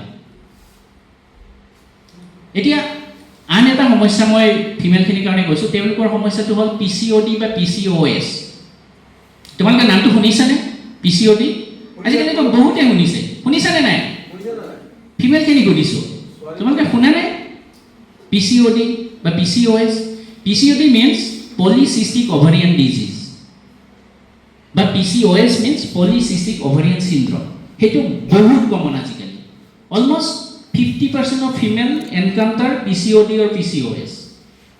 এতিয়া PCOD পলিচিষ্টিক অভাৰী, তোমালোকৰ ৰিপ্ৰডাক্টিভ অৰ্গেনৰ দুটা মেইন পৰ্চন আছে, এটা কাপোল অভাৰী থাকে, দুটা অভাৰী থাকে। অভাৰী দি এটা ৰাইট এটা লেফ্টত থাকে, আৰু সেই অভাৰীৰ পৰা এটা অভা ওলায়। সেইটো কাৰণে তোমালোকৰ মেনষ্ট্ৰুৱেল পিৰিয়ড বা গোটেইখিনি যিখিনি হয় সেইটোৱে কণ্ট্ৰল কৰি থাকে। আৰু পিছত সন্তান হোৱাৰ ক্ষেত্ৰতো সেইটোৱে লাগিব, অভাৰীৰ পৰা অভা ওলাব লাগিব। কিন্তু তোমালোকৰ ফল্টি ডায়েট, তোমালোকৰ হেল্থৰ বিষয়ে যদি একো অৱগত নোহোৱা এতিয়াৰ পৰাই, অহা 10 বছৰ পিছত তোমালোকৰ ৱেইট বাঢ়িব, তোমালোকৰ পলিচিষ্টিক অভাৰিয়ান ডিজিজ ষ্টাৰ্ট হ'বই। মই গেৰাণ্টি দিছোঁ, ইয়াতে যিখিনি বহি আছে তাৰে 50% এনকাউণ্টাৰ কৰিব, বা আফটাৰ 10 years তোমালোকৰ 50% পলিচিষ্টিক অভাৰিয়ান ডিজিজ হ'ব, যদি আজি এই কথাখিনি মনত নাৰাখে। আৰু তেতিয়া কিমান ডাঙৰ সমস্যা হ'ব তেতিয়া তোমালোকে বুজিবা, আজি নুবুজা, বয়স কম আছে। কিন্তু আমি আহিছোঁ তোমালোকক সেইটো ক'বৰ কাৰণে, সজাগ কৰিবৰ কাৰণে। আজিয়ে সজাগ কৈছোঁ, পিছত নক'বা 10 বছৰ পিছত যে আমাক কোনেও নক'লে যে এইটো কৰিলে এইটো হ'ব পাৰে, মোৰ লগত এইটো হ'ল, ভগৱানে সেয়া কৈছে। চাকি জ্বলাই ঘূৰি ফুৰিবা গোটেই মন্দিৰে মন্দিৰে, মছজিদত গৈ নামাজ পঢ়ি ঘূৰি ফুৰিবা, কিন্তু দুখ দি থাকিবা ভগৱানক, কিন্তু তোমালোকে ভুলটো আজিৰ পৰাই কৰি থাকিবা, যিটো 10 বছৰ পিছত তোমাৰ আগত হ'ব। গতিকে পলিচিষ্টিক অভাৰিয়ান ডিজিজ, তাত অভাৰীটোত চিষ্ট ডেভেলপ হয়, এটা বস্তু ফ্ৰী আছে, তাৰ পৰা অভা ওলাইছে, তাত চাৰিওপিনে এটা লেয়াৰ আহি যাব। তোমালোকে পিজ্জা খাবা, তোমালোকে ম'ম' খাবা, বাটাৰ খাবা, এইবিলাক কিবা কিবি খাই থাকিবাতো, সেইবিলাকে লেয়াৰ ক্ৰিয়েট কৰিব। তোমালোকৰ বডিটোও ডাঙৰ হ'ব, তোমালোকৰ ৱেইট ইনক্ৰিজ হ'ব। আজিতো তোমালোকৰ হাৰ্ডলি 40 to 60 ভিতৰত তোমালোকৰ ৱেইট আছে, 10 বছৰ পিছত সেইটো গৈ 60 to 80 ভিতৰত হ'ব। তেতিয়া অভাৰীৰ ওপৰত লেয়াৰ কৰিব দুইফালে, আৰু সেই লেয়াৰটো পৰালে তাৰ পৰা অভা নোলাব। অভা নোলালে তোমালোকৰ মাহেকীয়াৰ বিসংগতি দেখা দিব, সন্তানহীনতাটো হ'বই হ'ব। গতিকে তেতিয়াই গৈ তোমালোকে দৌৰিবা, তেতিয়াই গৈ তোমালোকে য়োগা কৰিবা, তেতিয়াই গৈ তোমালোকে মেডিটেশ্যন কৰিবা, জিম জইন কৰিবা, জুম্বা কৰিবা, তোমালোকে খাদ্যাভ্যাস সলনি কৰিবা। সেই বস্তুটো এতিয়াই কিয় নকৰা, এতিয়াৰ পৰা কিয় চেঞ্জ নকৰা? দুটা বস্তু আছে, এটা তোমালোকে সমস্যা হ'ব দিছা, তাৰপিছত তোমালোকে সমাধান কৰিবা, আৰু এটা তোমালোকৰ পথ আছে যে মই সমস্যা হ'বই নিদিম। তোমালোকৰ চইচ কোনটো ল'বা। আজিৰ পৰা যদি শুদ্ধ পথত যোৱা, তোমালোকৰ সমস্যাই নাহিব। সৰু সুৰা সমস্যা আহিব পাৰে, সেইবিলাক ছল্ভ হৈ যাব। কিন্তু তোমালোকে সমস্যা অহাৰ পিছত ভাবিবা এতিয়া সলিউশ্যন লাগে, ডক্টৰ লাগে, গাইনেকলজিষ্ট লাগে, সেইটো আহিব নিদিবা না। কিনো আছে, ভালদৰে খোৱা, ভালদৰে চিন্তা কৰা, এক্সাৰচাইজ কৰা, পানী খোৱা, আৰু কি লাগে। গতিকে polycystic ovarian disease with if associated with menstrual irregularities, যদি মাহেকীয়াৰ সমস্যাৰ লগত পলিচিষ্টিক অভাৰিয়ান ডিজিজ হ'ল, that is called PCOS, polycystic ovarian syndrome. সেইটো তাৰমানে গোটেই ছিষ্টেমটোকে সামৰি লৈছে PCOS। গতিকে এইটোৰ কাৰণে তোমালোকৰ ৱেইটটো বহুত ইম্পৰ্টেণ্ট, খানাটো ইম্পৰ্টেণ্ট, তোমালোকৰ যাতে ৱেইট বহুত বেছি বাঢ়ি নাযায়। গতিকে PCOS গ'ল। এতিয়া আহিল তোমালোকৰ কেতিয়াবা ফিমেলবিলাকে এনকাউণ্টাৰ কৰে white discharge. What is white discharge? সেইটোলৈ বহুত মূৰৰ কামোৰণি হয়। ডক্তৰ ঘূৰি ফুৰে, কি হয় white? It is a natural phenomena. এটা ৰিপ্ৰডাক্টিভ অৰ্গেনৰ এটা সেয়া আছে যে তাত pH এটা মেইনটেইন হৈ থাকিব। pH মানে এলকালাইন বা এচিডিক, সেইটো কেমিষ্ট্ৰিত আছে। যেতিয়া এটা বস্তু এচিডিক হৈ যায় তাত অৰ্গেনিজমে গ্ৰ' কৰে, তাত ইনফেকশ্যন হয়, ইচিং হ'ব পাৰে, ৰঙা পৰিব পাৰে আৰু ফাউল স্মেলিং হ'ব পাৰে। গতিকে এই তিনিটা এছ'চিয়েটেড উইথ হোৱাইট টিচাৰ্ছ যদি থাকে then it is treatable. You must visit a gynaecologist. ঠিক আছে? তো এইটো নহ'বৰ কাৰণে কি কৰিবা? এইটো নহ'বৰ কাৰণে perineal hygiene is must. Daily perineal হাইজিনটো মাষ্ট হয়, যাতে চাফ চিকুণ হৈ থকা। এণ্ড ডিউৰিং মেনষ্ট্ৰুৱেশ্যন, মাহেকীয়াৰ সময়ত যাতে যিটো চেনিটাৰী নেপকিন বা এইবিলাক আছে সেইবিলাক যাতে শুদ্ধভাৱে ব্যৱহাৰ কৰা, হাইজিনটো যাতে মেইনটেইন কৰি থকা। আৰু দেয়াৰ আৰ চাম কাইণ্ডছ অফ কেমিকেলছ নাও এ ডেজ লাইক VWAS, ETWAS, সেইবিলাক যাতে তোমালোকে ৰেগুলাৰ বেচিছত ইউজ কৰা, যাতে তোমালোকৰ হোৱাইট ডিচাৰ্জৰ সমস্যা, মাহেকীয়া জনিত সমস্যা সেইবিলাক যাতে নহয়। আগতে বহুত হৈছিল যেতিয়ালৈকে চেনিটাৰী নেপকিন ওলোৱা নাছিল, বা সমাজত এটা এয়াও আছিল যে মানুহবিলাকে খুলি পেলাই ক'ব নোৱাৰে এইবিলাক কথা। কিন্তু এতিয়া তোমালোকে এডুকেটেড হয়, শিক্ষিত হয়, তোমালোকে এইটো তোমালোকে বেলেগ ঠাইত গৈ গাঁৱৰ ভিতৰলৈ যিবিলাকৰ এই জ্ঞানটো নাই তোমালোকে দিব পাৰা। So' during menstruation you have to maintain the hygiene and any other days. কাৰণ কিয় পেৰিনিয়েল হাইজিনটো মতাতকৈ মাইকী মানুহৰ বেছি ইম্পৰ্টেণ্ট? কাৰণ মাইকী মানুহৰ ইউৰেথ্ৰাটো শ্বৰ্ট হয়। ইউৰেথ্ৰা মানে পেচাবৰ নলীটো শ্বৰ্ট হয় আৰু ইট ইজ নিয়াৰ বাই টু দ্য ৰেক্টাম। চ' তাৰ পৰা ইনফেকশ্যন যোৱাৰ চান্সটো বেছি থাকে ফিমেলছৰ। আৰু ফিমেলছৰ ক্ষেত্ৰতে বেছি। যদি এজন মেলে আহি কয় যে মোৰ পেচাব জ্বলা পোৰা কৰিছে বা মোৰ তলপেটৰ বিষ হৈছে, তাতকৈ বেছি তলপেটৰ বিষ বা পেচাব জ্বলা পোৰা ফিমেলছৰ বেছি হয়। কাৰণটো কি? তাতো যদি প্ৰশ্ন কৰে কিয় ফিমেলছৰ, আজিলৈকে প্ৰশ্নটো উদ্ৰেক হোৱা নাই যে মাইকী মানুহে কিয় তলপেটৰ বিষ বা মাইকী মানুহৰে কিয় পেচাবৰ ইনফেকশ্যন হৈ থাকে, কাৰণটো কি? সেই প্ৰশ্নটো কৰিলে গম পালাহেঁতেন যে মাইকী মানুহৰ ইনফেকশ্যন হোৱাৰ চান্সটো এইকাৰণে বেছি যে নিয়াৰ বাই ৰেক্টামটো থাকে আৰু হাইজিনটো মেইনটেইন কৰাটো অলপ বেছি আৱশ্যকীয় ফিমেলছৰ কাৰণে। মেলছৰ সিমান প্ৰব্লেম নাই ৰেগাৰ্ডিং ইউৰিনাৰী ট্ৰেক্ট ইনফেকশ্যন। তো গতিকে বিং এ ফিমেল, তোমালোকে আজিৰ পৰা, তোমালোকেতো পঢ়াই বাৰু শিক্ষিত ছোৱালী, কিন্তু তোমালোকে বাকী যিবিলাক অশিক্ষিত বা গাঁৱৰ যিবিলাক ভিতৰুৱা অঞ্চলৰ মানুহ আছে তেওঁবিলাকক যাতে এই জ্ঞানটোৰ বিষয়ে তোমালোকে অৱগত কৰোৱা, যাতে পেৰিনিয়েল হাইজিন ৰেগুলাৰলি যাতে কৰে আৰু ডিউৰিং মেনষ্ট্ৰুৱেশ্যন যাতে প্ৰপাৰ হাইজিন মেইনটেইন কৰে। আৰু হোৱাইট টিচাৰ্ছ নৰ্মেল যদি হয় সেইটো কাৰণে একো চিন্তা কৰিবলগীয়া নাই। কাৰণ ডিউৰিং অভুলেশ্যন, কাৰণ এটা মাহেকীয়া তোমাৰ 28, তাত মই আৰু এটা কথা কৈছোঁ, মাহেকীয়াৰ কথাত আহিছোঁ। এতিয়া নাৰীক প্ৰকৃতি বুলি কয়। এতিয়া এই পৃথিৱীখনত এটা গুটি এটা পেলাই দিয়ে, তাৰ পৰা গছ হ'ব। কাৰণটো কি? কাৰণটো পৃথিৱীখন ইটছেল্ফ ইজ এ লিভিং অৰ্গেনিজম। আমি যেনেকৈ আমাৰ কুকুৰ এটাৰ পৰা কুকুৰ হ'ব, মানুহৰ পৰা মানুহ হয়, ইয়াতে গৈ গছৰ গুটি পেলাই দিবা গছ হ'ব। কাৰণটো কি? কাৰণ পৃথিৱীখনেই লিভিং। আমি যে যিটো মাটিত খোজকাঢ়োঁ সেই মাটিটোৱে জীৱন্ত মাটি হয়। কাৰণ জীৱন্ত নহ'লে কোনেও প্ৰডাকশ্যন কৰিব নোৱাৰে, কোনেও সৃষ্টি কৰিব নোৱাৰে। যেনেকৈ আমাৰ মাইকী মানুহৰ পৰা সন্তান ওলায়, তেনেকৈ এই পৃথিৱীৰ পৰাও এই গছ বন যিখিনি আছে সেইবিলাক ওলায়। গতিকে পৃথিৱীখন ইটছেল্ফ ইজ এ প্ৰকৃতি, নেচাৰ বা ফিমেল হয়। আৰু তোমালোকে জানানে যোৱাকালি পূৰ্ণিমা গ'ল, তো পূৰ্ণিমাটো এমাহ 28 দিনৰ মূৰত আহে, অমাৱস্যা 28 দিনৰ মূৰত আহে। তাত চাইকেলটো সদায় 28 দিনীয়া হয়। একাদশী, দ্বাদশী, ত্ৰয়োদশী, চতুৰ্দশী এনেকৈ আমি পাইছোঁ ন। তো গতিকে এই যে 28 দিনীয়া চাইকেলটো, তাৰমানে চন্দ্ৰটো গোটেই পৃথিৱীখনক 28 দিনৰ মূৰে মূৰে পৰিক্ৰমা কৰে, 28 দিন লাগে। গতিকে চন্দ্ৰৰ পৃথিৱীৰ লগত এয়া কি আছে, কানেকশ্যন কি আছে? চন্দ্ৰৰ কানেকশ্যন আছে। চন্দ্ৰটো যদি নাথাকিলহেঁতেন পৃথিৱীত সাগৰত ঢৌ নুঠিলহেঁতেন, জোৱাৰ ভাটা নাহিল। আৰু সাগৰত যদি ঢৌ নাথাকিলহেঁতেন বতাহ নাপালেহেঁতেন, বতাহ নাপালে মেঘ নাহিলহেঁতেন, মেঘ নাহিলে বৰষুণ নপৰিল, সৃষ্টি নাথাকিলহেঁতেন। তো চন্দ্ৰৰ লগত পৃথিৱীৰ কানেকশ্যন সেইটো যে এই মাধ্যাকৰ্ষণিক যিটো বল আছে সেই বলটোৰ ফলত সাগৰত ঢৌ উঠে। এতিয়া চন্দ্ৰই 28 দিনীয়া কিয় কৰিলে? বা তোমাৰ মানে আমাৰ যিখিনি ফিমেলছ আছে তেওঁলোকৰ চাইকেলটো 28 দিনীয়া হয়, মাহেকীয়া চাইকেলটো। সেইটো কাৰণটো কি? চন্দ্ৰটো 28 দিন পৃথিৱীত ঘূৰে। সেইকাৰণে মানুহ আমি উচ্চ প্ৰজাতিৰ এটা স্পেচিছটো, আমাৰ প্ৰজাতিটো আটাইতকৈ উচ্চ স্তৰত আছে। গতিকে আমাৰ ছিষ্টেমে এনেকৈ বনাই লৈছে যাতে চন্দ্ৰৰ লগত আমাৰ কানেকশ্যনটো ঠিকে থাকে। চন্দ্ৰৰ 28 দিন, আমাৰ ফিমেলবিলাকৰ 28 দিন। গতিকে সেইটো এটা ডিভাইনিটিৰ লগত কানেকশ্যন আছে। আৰু চন্দ্ৰটো, আৰু এইখিনিতে মই আৰু এটা সেয়া কৰোঁ, চন্দ্ৰটো প্ৰতীক হয় প্ৰত্যেকটো ধৰ্মৰ লগতে চন্দ্ৰ জড়িত। কেতিয়াবা প্ৰশ্ন কৰিছেনে? হিন্দু ধৰ্মত শিৱৰ মাথাত চন্দ্ৰটো আঁকি দিয়ে, কাচি জন্তু। ইছলামতো আছে, জোনটো দেখিলেহে ঈদ উদযাপন হয়, জোনকে ইবাদত কৰা যায়। খ্ৰীষ্টিয়ানিটিত তৰা আছে, তৰাৰ লগত জোনটোও আহি যায়। গতিকে যিকেইটা মেজৰ ধৰ্ম দেখে গোটেইকে জোনটো আছে। জোনটো কিয় আছে? আৰু জোনৰ লগত আমাৰ ফিমেলখিনিৰ কানেকশ্যন আছে 28 দিনীয়া হয় চাইকেল। এই প্ৰশ্নবিলাক যেতিয়া সুধিবা তেতিয়া তোমালোকে উত্তৰবিলাক পাবা।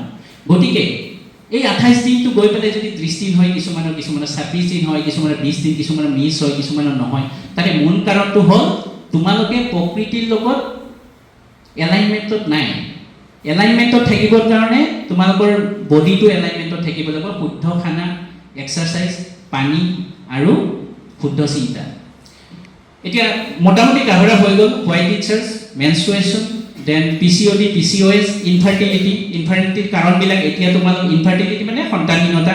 এতিয়া যদি তোমালোকে ভালদৰে নিজক মেইনটেইন নকৰা, 10 বছৰ পিছত গেৰাণ্টি 50% ইউ উইল এনকাউণ্টাৰ ইনফাৰ্টিলিটি। আৰু তেতিয়া তোমালোকে দুখটো দিবা ভগৱানক, আৰু মই নিবিচাৰোঁ যে ভগৱানক দুখ দিয়া। ভগৱানৰ কামটো কৰিছে, ব্ৰেইনটো দি দিছে। এতিয়া আহিছোঁ পানী খোৱাৰ ক্ষেত্ৰত। পানী খোৱাৰ ক্ষেত্ৰত এতিয়া পানী কেনেকৈ খাবা? এতিয়া পানীৰ প্ৰয়োজনীয়তা কি? এতিয়া তোমালোকে যদি কানেকশ্যনটো পৃথিৱীৰ লগত ৰিজাব বিচাৰা, গোটেই পৃথিৱীত পানী কিমান আছে যিটোৰ কাৰণে এই পৃথিৱীখন চলি আছে? 70 to 75% ৱাটাৰ গোটেই পৃথিৱী। য'ত সাগৰ আছে, বিল আছে, নদী আছে, সকলো মিলাই 75% পানী আছে গোটেই পৃথিৱীত। তেনেকৈ আমাৰ বডিত কিমান পানী আছে? আমাৰ বডি যদি ৱাটাৰ পাৰ্চেণ্টেজটো চোৱা কিমান হ'ব? 75%। তো পৃথিৱীত 75% পানী আছে, আমাৰ বডিটো 75%। কাৰণটো কি? কাৰণটো এইটোৱে, আমাৰ লগত এলাইনমেণ্ট এটা পৃথিৱীৰ সদায় আছে।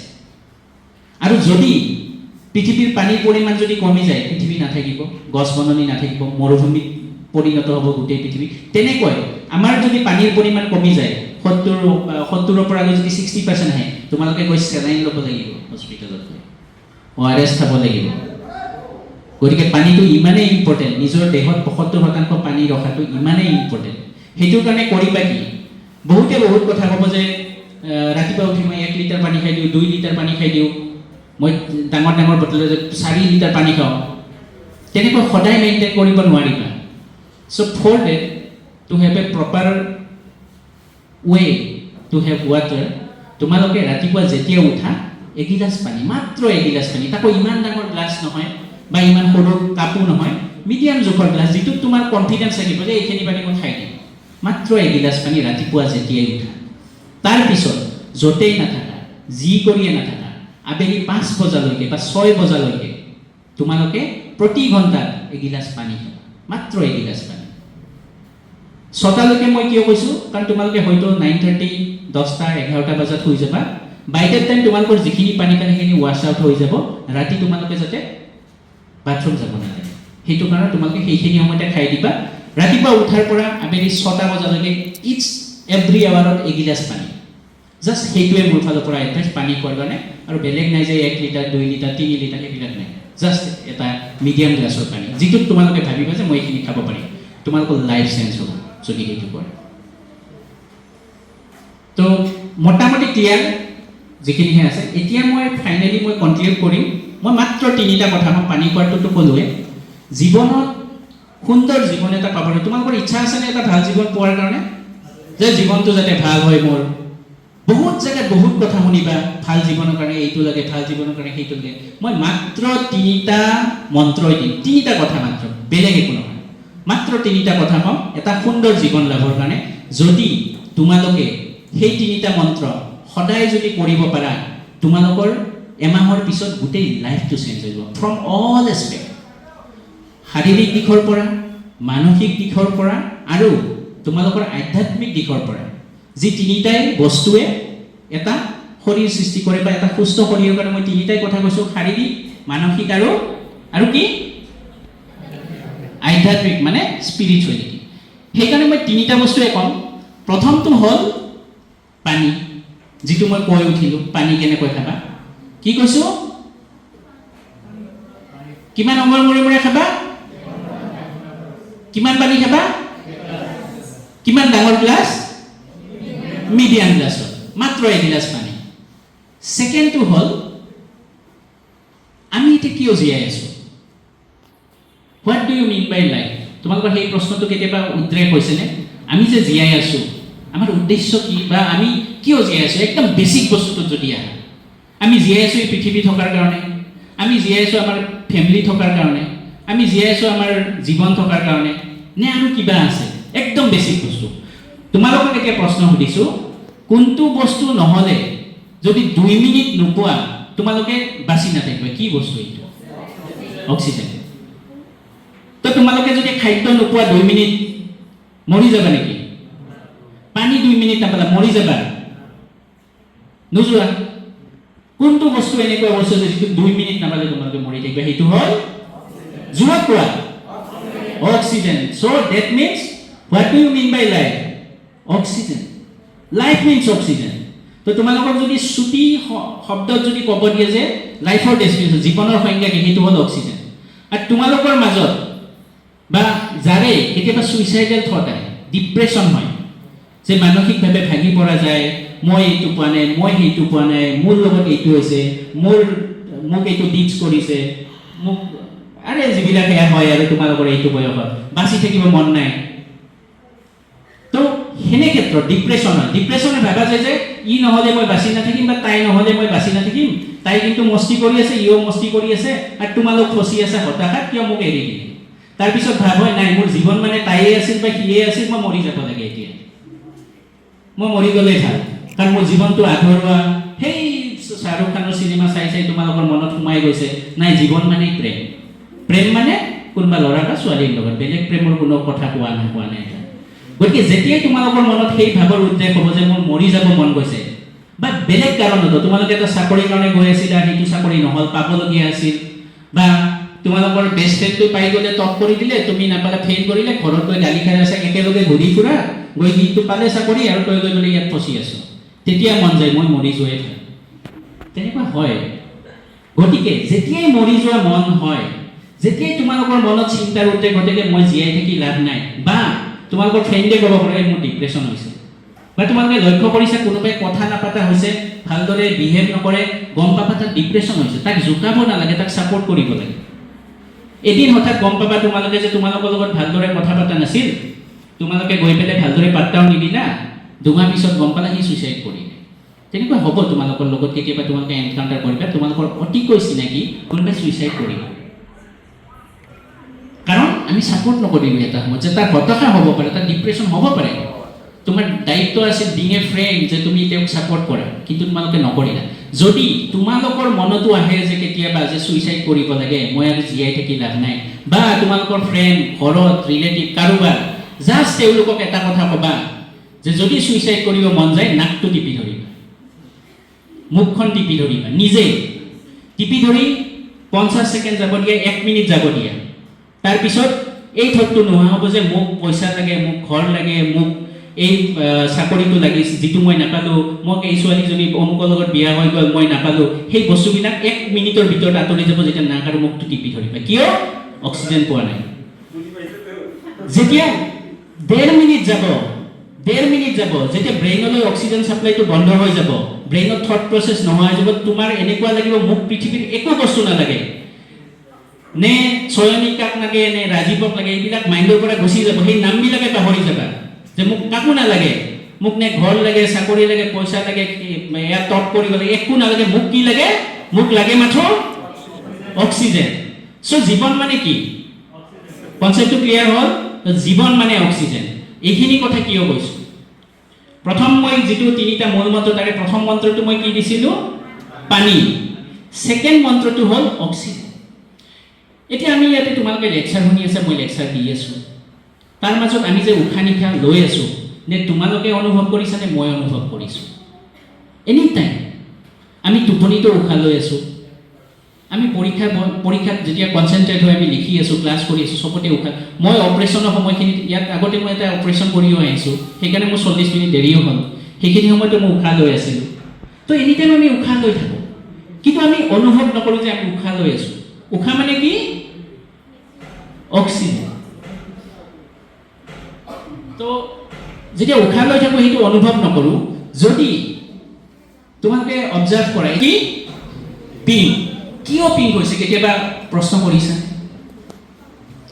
মোৰ এতিয়া পিং দেখি আছে সাপোজ মোৰ ডেথ হ'ল এতিয়া 1 ঘণ্টা পিছত বা আধা ঘণ্টা পিছত তোমালোকে কি দেখিবা এইটো পিং হৈ থাকিব নে কলা হৈ যাব কাৰণটো কি জীয়াই থাকোতে পিং আছে মৰতে কলা হৈ গ'ল কাৰণ কি অক্সিজেন নাই উশাহ লোৱা নাই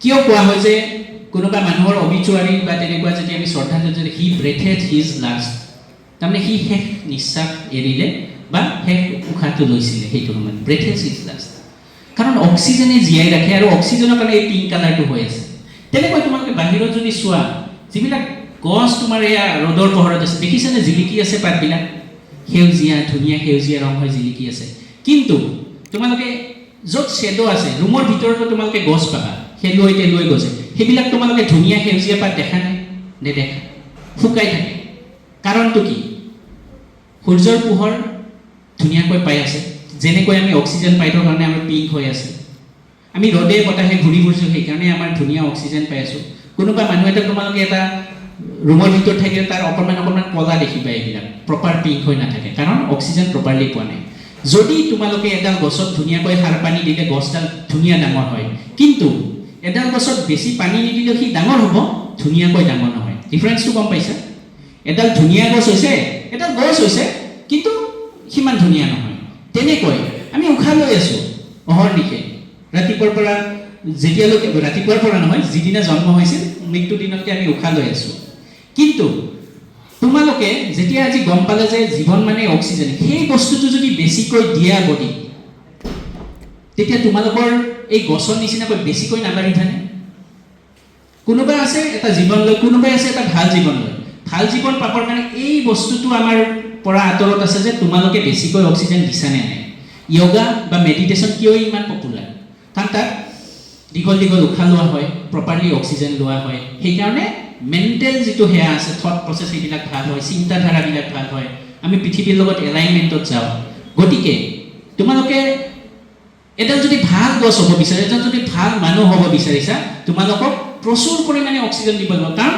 জীৱন মানে অক্সিজেন জীৱন বেছিকৈ দিয়ে অক্সিজেন বেছি দিয়া মানে কি দি আছে জীৱন বেছি দি আছে তাৰমানে বেছি জীৱন তোমালোকে জীয়াই থাকিব পাৰিবা তোমালোকৰ এক্টিভিটিত ডিফাৰেঞ্চ আহিব তোমালোকৰ মেণ্টেল ডিফাৰেঞ্চ আহিব এভৰিথিং উইল বি চেঞ্জ চ' সেইকাৰণে প্ৰথমটো আছিল পানী ছেকেণ্ডটো যেনেকৈ ৰাতিপুৱা উঠি এগিলাচ পানী খাব গৈছোঁ ৰাতিপুৱা উঠিয়ে তোমালোকে 10 ডিপ ব্ৰেথ 10টা দীঘল উশাহ কেইটা এতিয়া তোমালোকে চকু মুদি দীঘল উশাহ এটা লৈছা যিমান পাৰা দীঘল লোৱাচোন লৈ লাহেকৈ মুখেৰে এৰিবা এতিয়াই লোৱা তোমালোকে এতিয়াই ফিল কৰিবা লোৱা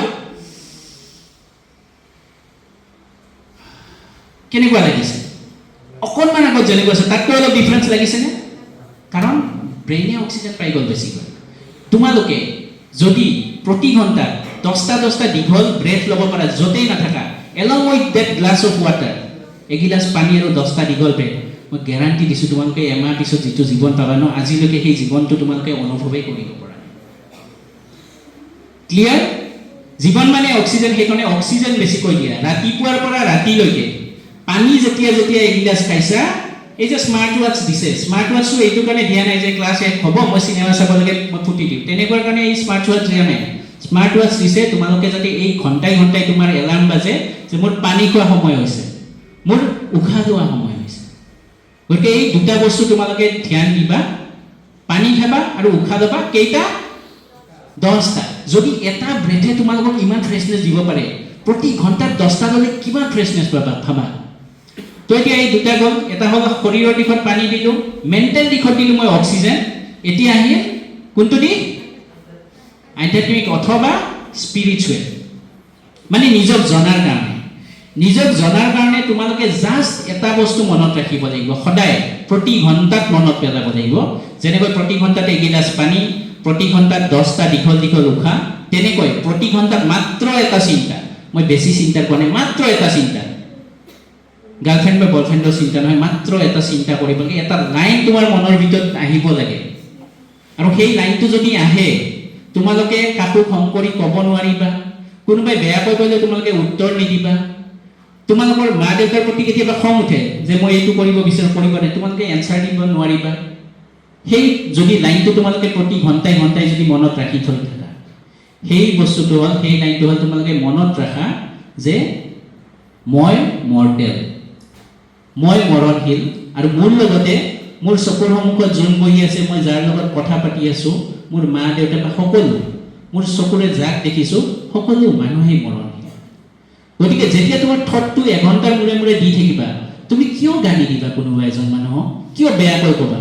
তেওঁ মৰণশীল, ময়ো মৰণশীল, খন্তেকৰ কাৰণে আছোঁ, কেইবছৰমান পিছত নে তেওঁ থাকিব নে মই থাকিম, তোমাৰ মনৰ পৰা সেই বস্তুটো আঁতৰি যাব। আধ্যাত্মিক দিশত তুমি এটা বেলেগ দিশত গুচি যাবা। গতিকে এই তিনিটা বস্তু, প্ৰথমটো কি? কি? এগিলাচ। দ্বিতীয়টো অক্সিজেন নে 10টা দীঘল উশাহ? থাৰ্ডটো মেন ইজ মৰ্টেল, আমি সকলো মৰ্টেল হয়, মৰণশীল হয়। গতিকে এই তিনিটা বস্তু যদি মনত ৰাখা, আজিৰ পৰা, এতিয়াৰ পৰা যদি ফ'ল' কৰা, এমাহ পিছত তোমালোকৰ জীৱনটোৰ গতিপথ সলনি হ'ব। তোমালোক প্ৰত্যেকে জীৱনত গৈ সফল হ'ব পাৰিব। ঠিক আছে? Any questions? এতিয়া তোমালোকক যিখিনি কৈছিলোঁ যে অলপ আগতে প্ৰশ্ন কৰা প্ৰত্যেক বস্তুতে, তোমালোকৰ তাত যদি কিবা প্ৰশ্ন আছে ৰিগাৰ্ডিং ইয়ৰ হেল্থ বা কিবা যদি সমস্যা আছে, প্ৰশ্ন কৰিব পাৰে।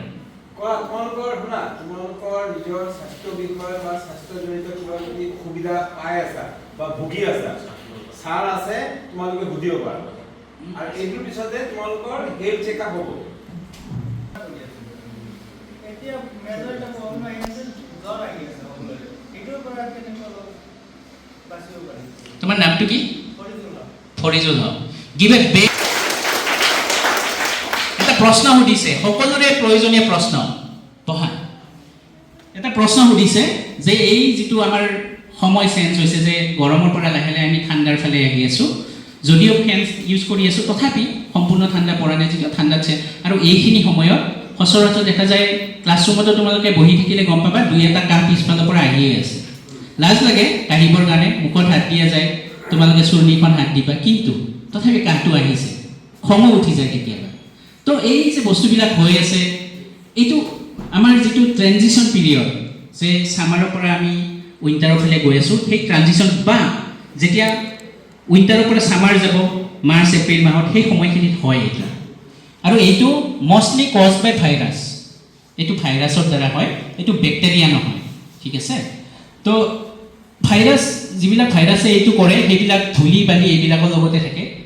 আমি সচৰাচৰ য'ত ত'ত আমি ঘূৰি ফুৰোঁ, তাৰ পৰা সেই ভাইৰাছটো আহি যায়। গতিকে সেইটোৰ পৰা হাত সাৰাৰ উপায়টো কি? ইমিউনিটি। এতিয়া আমি বিং এ ডক্টৰ, আমিতো টিবি পেচেণ্ট বা বিভিন্ন ধৰণৰ পেচেণ্ট আমি চাই থাকোঁ। টিবিটো বহুত সংক্ৰমিত বেমাৰ। আমি জীৱনত কিমান টিবি পেচেণ্ট চাইছোঁ হিচাপে নাই। HIV হওক, হেপাটাইটিছ B, C, কিমান কি চাই আছোঁ। তাৰ পিছতো আমিতো আজি যদি 20টা পেচেণ্ট চাওঁ, তাতে 10টাইতো আমাৰ সন্মুখত কাঢ়ি থাকে, 10টাৰ তাত সেই ভাইৰাছটো আছে। তথাপি আমি সেইটো হেয়াত কিয় অহা নাই? এতিয়া মোৰ কিয় টিবি হোৱা নাই? এতিয়া মোৰ তাত সেই সংক্ৰমিত বেমাৰবিলাক কিয় হোৱা নাই? কাৰণটো হ'ল মোৰ ইমিউনিটি। যিটো ইমিউনিটি, যিটো আমাৰ ভিতৰুৱা যিটো শক্তি, বেমাৰ প্ৰতিৰোধক শক্তি, সেই শক্তিটো কাৰণে এতিয়া এই ট্ৰানজিশ্যন পিৰিয়ডত যদি সেই বেমাৰটো, সেই ভাইৰাছৰ পৰা হাত সাৰিব লাগে, তেতিয়াহ'লে আমাৰ ইমিউনিটিটো বঢ়াব লাগে। ইমিউনিটি বাঢ়িব ক'ৰ পৰা? মই 3টা মন্ত্ৰ দিলোঁৱে, সেই 3টা মন্ত্ৰত ইমিউনিটি ডেফিনেটলি বাঢ়িব। সেইটোতো এমাহ পিছতে বাঢ়িব। কিন্তু আজি কি কৰিব পৰা আছে? আজিৰ পৰা আছে ফ্ৰিকুৱেণ্ট হেণ্ড ৱাশ্বিং, হাতখন সঘনাই ধুই থকাটো। ক'ৰবাত আমি টাচ কৰি যাওঁ, কোনোবা ভাইৰাছ থকা ব্যক্তিয়ে ইয়াতে টাচ কৰিলে, মই টাচ কৰিলোঁ, মোৰ পৰা গৈ পেলাই নাকেৰে সোমাই এইটো ভাইৰাছটো যাব পাৰে। আজি নহয়, কালি পৰহিলৈ মোৰ লাহে লাহে ডিঙিটো চৰচৰাব, তাৰপিছত লাহে লাহে মোৰ হাঁচি আহিব, কাহ আহিব, জ্বৰো আহিব পাৰে, গাৰ বিষ আহিব, এসপ্তাহ এনেকৈ পৰি থকা যায়। গতিকে সেইটো নহ'ব মানে ফাৰ্ষ্টটো হ'ল কি আমাৰ হাতখনেই মেইন, যিখনেৰে আমি এইবিলাক বস্তুবিলাক চুই থাকোঁ, কামবিলাক কৰি থাকোঁ। গতিকে এই হাতখন ৱাছ কৰে, হেণ্ড ৱাশ্বিং এভৰি 1 আৱাৰত তোমালোকে এড কৰি ল'ব পাৰে। এভৰি 1 আৱাৰত য'ত বেছি দেখা গৈ হাতটো ধুই ল'বা চাবোনেৰে, তেতিয়াহ'লে এটলিষ্ট এইকেইটা দিন এই বেমাৰটোৰ পৰা হাত সাৰি থাকিব পাৰা। ছেকেণ্ড কথাটো হ'ল এডিকশ্যন, যিবিলাক আমি এডিক্টিভ বস্তু লাইক চিগাৰেট, স্মক, এইবিলাক বস্তু আমি খাই থাকিলে আমাৰ যিটো ছিষ্টেম আছে ৰেছপিৰেটৰী ছিষ্টেম, সেইটোৰ ইমিউনিটিটো উইক হয়। গতিকে তাত যেতিয়া ভাইৰাছটো যাব সি লগালগ কেটচ আপ কৰি লয় আৰু ইনফেকশ্যনটো বেছিকৈ কৰি দিয়ে। গতিকে স্মকিং বা এনি কাইণ্ড অফ টবাকো এডিকশ্যনৰ এনি কাইণ্ড অফ এডিকশ্যন সিহঁতে সদায় ইমিউনিটি কমে, সেইবিলাক আমি পৰিহাৰ কৰিব লাগে। ঠিক আছে, তো থাৰ্ড হ'ল ডায়েট। ডায়েটত এতিয়া কি ল'বা? এনেকুৱা ডায়েট ল'বা যিটোৱে তোমাৰ ইমিউনিটিটো বঢ়ায়।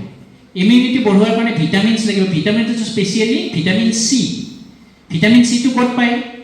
টেঙা জাতীয় খাদ্য, লাইক নেমু চৰ্বত যেতিয়াই চান্স পালা খাই দিলা। ৰাস্তাৰে গৈ আছা, পিজ্জা বা এটা চিঙৰা খোৱাতকৈ এটা কল বা এটা কমলা খাই দিলা, পইচাটো একেই থাকিল, তোমাৰ ইমিউনিটিও বাঢ়িল, তোমাৰ হেল্থৰ প্ৰব্লেমো নহ'ল। গতিকে চুজ কৰিবা কোনটো বস্তু খাই আছে, বুজিছা? চিকেন, মাটন বা যিখিনি সেয়া আছে, মাংস আছে, মাংসত প্ৰটিন থাকে, এগ হোৱাইট, ডেইলি কণী খোৱাটো প্ৰয়োজন। ডেইলি এটলিষ্ট তোমালোকেতো 2টা কণী খোৱাটো, মিনিমাম 2টা কণী খাব লাগে, each and every one of you daily. কাৰণ তাত প্ৰটিন থাকে বা কুহুমটোত ফেটো থাকে। এতিয়া আমি কুহুমটো নাখাওঁ, মই জাষ্ট এগ হোৱাইটটো খাওঁ, কিন্তু তোমালোকে with that yolk you can consume whole egg. 2টা কণী ডেইলি খাব লাগে তোমালোকে। আৰু চিকেন বা এইখিনি যিখিনি প্ৰটিন জাতীয় আছে, দালি, মচুৰ দাইল হওক, ৰহৰ দাইল হওক, যিকোনো দাইল, বুট, মুগ, এইবিলাক বস্তু, চালাড, এই বস্তুবিলাক যদি তোমালোকক ইমান বস্তু কৈ দিলোঁ যে একেদিনাই ইমান খাব লাগিব তেনেকুৱা নাই। আজি যদি চালাড খাইছা, কালি তুমি কমলা খোৱা, পৰহি আমলখিয়ে 2টা খোৱা। আমলখিত প্ৰচুৰ পৰিমাণে ভিটামিন চি থাকে। চ' এতিয়া উদ্দেশ্যটো কি? খাদ্যৰ ফালৰ পৰা ভিটামিন চি ল'বা বা বাকী ভিটামিন পাবা তাত। টেঙা জাতীয় সামগ্ৰী বেছিকৈ খাবা, চিকেন বা প্ৰটিন জাতীয় সামগ্ৰী, য'ত প্ৰটিন আছে মই ক'লোৱেই, দাইল, যিকোনো ধৰণৰ দাইল, বুট, মাহ, তাৰপিছত কণী, মাছ, মাংস, এই গোটেইতে প্ৰটিন থাকে। গতিকে এই 3টা বস্তু। এভইডেঞ্চ অফ হেণ্ড ৱাশ্বিং এভইড কৰা, যদি কাৰোবাৰ কিবা এডিকশ্যন আছে এভইড কৰা। থাৰ্ড হ'ল ইমিউনিটি বুষ্টাৰ, যিখিনি আমাৰ খাদ্য আছে সেই খাদ্যখিনি খোৱা। আৰু যদি তোমাৰ নিজৰ চৰ্দি লাগিছে, এটলিষ্ট তুমি যাতে মাস্কটো পিন্ধা আৰু তুমি যাতে হেণ্ডছেক পাতি কৰি ঘূৰি নুফুৰা কলেজত আহি, কাৰণ তোমাৰ ৰেছপঞ্চিবিলিটি আছে। তুমি যিটোত ভুগিছা, পৃথিৱীৰ আটাইতকৈ ডাঙৰ ৰেছপঞ্চিবিলিটি এইটো মনত ৰাখিবা, যদি তোমাৰ বেয়া দিনত তুমি কেতিয়াবা ফচিছা, বিং এ হিউমেন, আমি যদি হিউমেন বিং হয়, আমাৰ ৰেছপঞ্চিবিলিটি ভৱিষ্যত জীৱনত যাতে আমাৰ কোনো কাৰ্যৰ দ্বাৰা সেই পৰিস্থিতি যাতে কোনো নকৰে, সেইটো আমাৰ ৰেছপঞ্চিবিলিটি। তোমাৰ যদি চৰ্দি লাগিছে, তুমি মুখত মাস্ক লৈ আহিবা, তুমি হেণ্ডছেক কৰি ঘূৰি নুফুৰিবা, নমস্কাৰ দিবা দূৰতে, কৈ দিবা যে মোৰ চৰ্দি লাগি আছে, ভাই দূৰতে থাক, কাৰণ তোমাৰ ৰেছপঞ্চিবিলিটি যাতে বেলেগৰ তাত নাযায়। ঠিক আছে? চ' আৰু যদি কাৰোবাৰ হৈ আছে, তোমালোকে এভইড কৰিবা, মাস্ক পিন্ধিবা। গতিকে এইখিনি। হা, ঠিক আছে। Any questions further?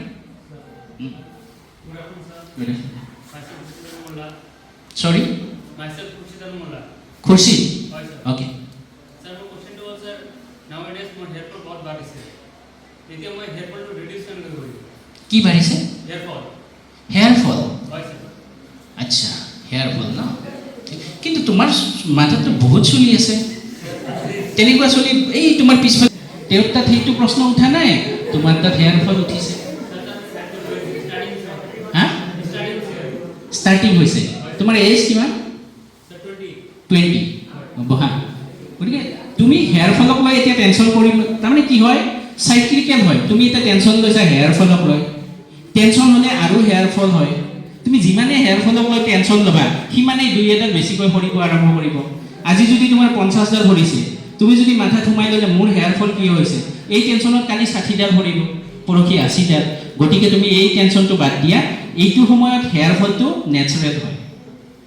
কিছুমানৰ যাৰ টেষ্টষ্টেৰণৰ পৰিমাণটো, কাৰণ এইটো গ্ৰ'য়িং পিৰিয়ড হয়, তোমাৰ 20 ইয়াৰ্ছটো গ্ৰ'য়িং পিৰিয়ডত টেষ্টষ্টেৰনৰ লেভেলটো যদি বাঢ়ি যায় কেতিয়াবা হেয়াৰ ফল হয় ছাবচাইড হ'ব এট দ্য এজ অফ 22, 23, 24, 25ত কিন্তু তুমি এইটো প্ৰে কৰা ছাবচাইড যেতিয়ালৈকে কমিব হেয়াৰ ফলটো তেতিয়ালৈকে যাতে বাচি থাকে চুলিকেইটা আৰু তুমি চুলি তেতিয়া যিকোনো বস্তু নভয় দিবা এনি কাইণ্ড অফ চেম্পু বা এইবিলাক আমি বজাৰৰ পৰা আনি সেয়া হয় উফি আছে নেকি লাইক ডেণ্ড্ৰফ আছে চ' ডেণ্ড্ৰফটো এটা মেজৰ কজ হয় আৰু এইটো স্পেচিয়েলি হয় যেতিয়া ঠাণ্ডা আৰম্ভ হয় গৰম দিনত নাথাকে ঘামত তাৰমানে ধুনীয়াকৈ আমাৰ চেবাচিয়াছ গ্লেণ্ডবিলাকে কাম কৰি থাকে সিমান অসুবিধা নহয় কিন্তু যেতিয়া ঠাণ্ডা পৰে তেতিয়া এই বস্তুবিলাক উফিয়ে মানে ডেণ্ড্ৰফ হিচাপে এইটো ইনফেকশ্যন হৈ যায় it's a fungal infection basically so' এই ফাংগেল ইনফেকশ্যন হ'লে এইটো পৰে উখি হয় বা ডেণ্ড্ৰফ হয় ডেণ্ড্ৰফ যেতিয়া হয় তেতিয়া হেয়াৰ ফলটো অলপ বেছিকৈ হয় কিন্তু ডেণ্ড্ৰফৰ কাৰণে কিটকনাজল চেম্পু পায় কিটকনাজল চেম্পু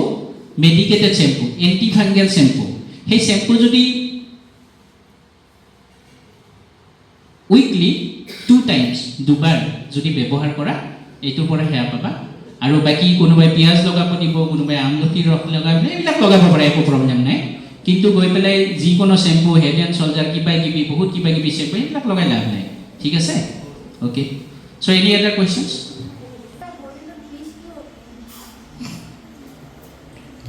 তোমাক যে কৈছোঁ যিকোনো বস্তুত প্ৰশ্ন কৰিবা তেতিয়াই প্ৰশ্ন ভাল কথা সেইটো give a big hands for her so' জ্বৰ যেতিয়া হয় তেতিয়া বডিৰ বিষ কিয় হয় সেইটো সকলোতে নহয় এতিয়া তোমাৰ ছাপ'জ 101 বা 102 জ্বৰ হৈছে তেতিয়া তুমি বডিৰ পেইনটো ফিল কৰিবা কিন্তু এইটো বাঢ়ি বাঢ়ি গৈ যেতিয়া 105 বা 104 তুমি আনকনচিয়াছ হ'বা তুমি একো ফিল নকৰা যে তোমাৰ লগত কিবা হৈছে পঢ়া তোমাৰ লগত কিবা হৈ আছে এইটো ফিল নকৰা যেতিয়া তোমাৰ তাত বহুত বেছি জ্বৰ আহিব কিন্তু ইনিচিয়েল পিৰিয়ডত যেতিয়া আমাৰ ভাইৰেল হয় মেক্সিমাম ভাইৰেল ফিভাৰত জ্বৰটো যেতিয়া হয় তেতিয়া গাৰ বিষ হয় সেইটো মূল কাৰণটো হ'ল আমাৰ বডিত যিটো প্ৰচেছ আছে বডিৰ ফাইটিং জ্বৰটো কি what do you mean by fever আমাৰ যে জ্বৰ উঠে জ্বৰটো কি এটা বডিৰ মেকানিজিম হয় যে মই ফাইট কৰিম মোৰ তাত ভাইৰাছ আহিছে ভাইৰাছটো মৰিব কেতিয়া আৰু গৰম পানী খাবা দেই মই এই ঠাণ্ডাৰ সেইটো মই কৈছিলোঁ এই পেপচি ক'ল্ড ড্ৰিংকছ এইবিলাক খাই ঘূৰি নুফুৰিবা এই ঠাণ্ডাত চৰ্দি লগা এই দিনকেইটা গৰম পানী খাবা য'ত খোৱা ফ্ৰিজৰ পানী নাখাবা আইচক্ৰীম খাই ঘূৰি নুফুৰিবা ঠিক আছে চ' যেতিয়া আমাৰ বডিত জ্বৰ হয় বা তেনেকুৱা সেইটো হ'ল এটা মেকানিজিম যে কিবা এটা বস্তু সোমাইছে গৰম পানী আমি কিয় খাওঁ যাতে বীজাণুটো মৰি যায় তো যেতিয়া আমাৰ তাত বীজাণু এটা সোমাইছে সেই বীজাণুটো যেতিয়া আমাৰ তাত গোটেই বডিত চাৰ্কুলেট হৈ আছে বডি কৰে কি নিজৰ টেম্পাৰেচাৰটো বঢ়াই দিয়ে যে এইটো মাৰি পেলাওঁ যিটো বীজাণু সোমাইছে যাতে মৰি যায় তো সেইটোৱে হ'ল জ্বৰ আৰু ইন ডেট প্ৰচেছ যেতিয়া জ্বৰ হয় জ্বৰৰ লগত কিছুমান কেমিকেলছ ৰিলিজ হয় যিবিলাকে এই ফাইটটো হয় ন বীজাণু আৰু জ্বৰ বডিৰ এটা ফাইট হয় তাত কিছুমান কেমিকেল ৰিলিজ হয় সেই কেমিকেল বস্তুবিলাকে সেই বডিৰ মাচুলত সোমাই পেলাই বিষটো সৃষ্টি কৰে তো সেই বিষটোৰ পৰা হাত সাৰিবৰ কাৰণে আমি পেৰাচিটামল এইবিলাক মেডিচিন খাওঁ যাতে সেই বিষ বা জ্বৰ দুয়োটাই নোহোৱা হয় কিন্তু আৰু এটা বস্তু আছে এই পেইনটো ডাইলুট কৰাৰ কাৰণে ORS বা তেনেকুৱা য'ত চল্ট থাকে পটাছিয়াম কেলছিয়াম ছডিয়াম এই বস্তুবিলাক যে থাকে এইটো আমি ঘৰতো বনাব পাৰোঁ এগিলাচ পানী গৰম পানী লৈ তাত এচামুচ আধা চামুচ নিমখ আৰু আধা চামুচ চেনি মিক্স কৰি যদি খাই দিয়া যায় এই বডিৰ বিষটো কমাত অলপ হ'লেও সাধাৰণভাৱে হ'লেও সহায় হয় ঠিক আছে ধন্যবাদ নো ফাৰ্ডাৰ কুৱেশ্যনছ আছেনে নাই ঠিক আছে নাই যদি মই কমপ্লিট কৰোঁ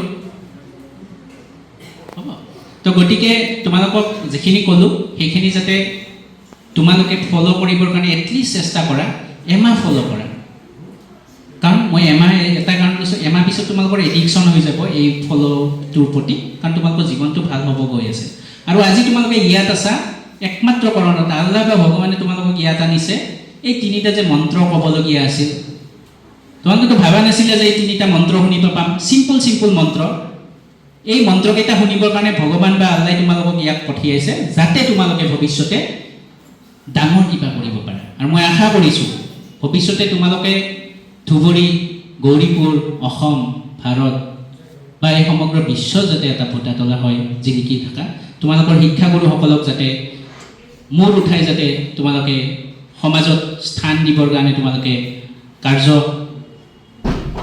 কৰা আৰু তোমালোকৰ মা দেউতাক যাতে তোমালোকে সন্মান তথা তেওঁলোকৰ যিটো জীয়াই থকাৰ যিটো উদ্দেশ্য যে তোমালোকৰ ভাল দেখিলে তেওঁলোকে জীয়াই থাকিব আৰু সফলতাৰ উদ্দেশ্য এইটোৱে যিদিনা মা দেউতাই ৰাস্তাৰে গৈ পেলাই বেলেগক ক'ব যে হয় সেইটো ল'ৰা মোৰ হয় সেইটো ছোৱালী মোৰ হয় বুকু ফিটাই যাতে ক'ব পাৰে সেই তাতেই তোমালোকৰ সফলতাৰ তোমালোকৰ উদ্দেশ্যটো নিহিত হৈছে গতিকে এইখিনি কৈ মই মোৰ বক্তব্যৰ সামৰণি মানিছোঁ ধন্যবাদ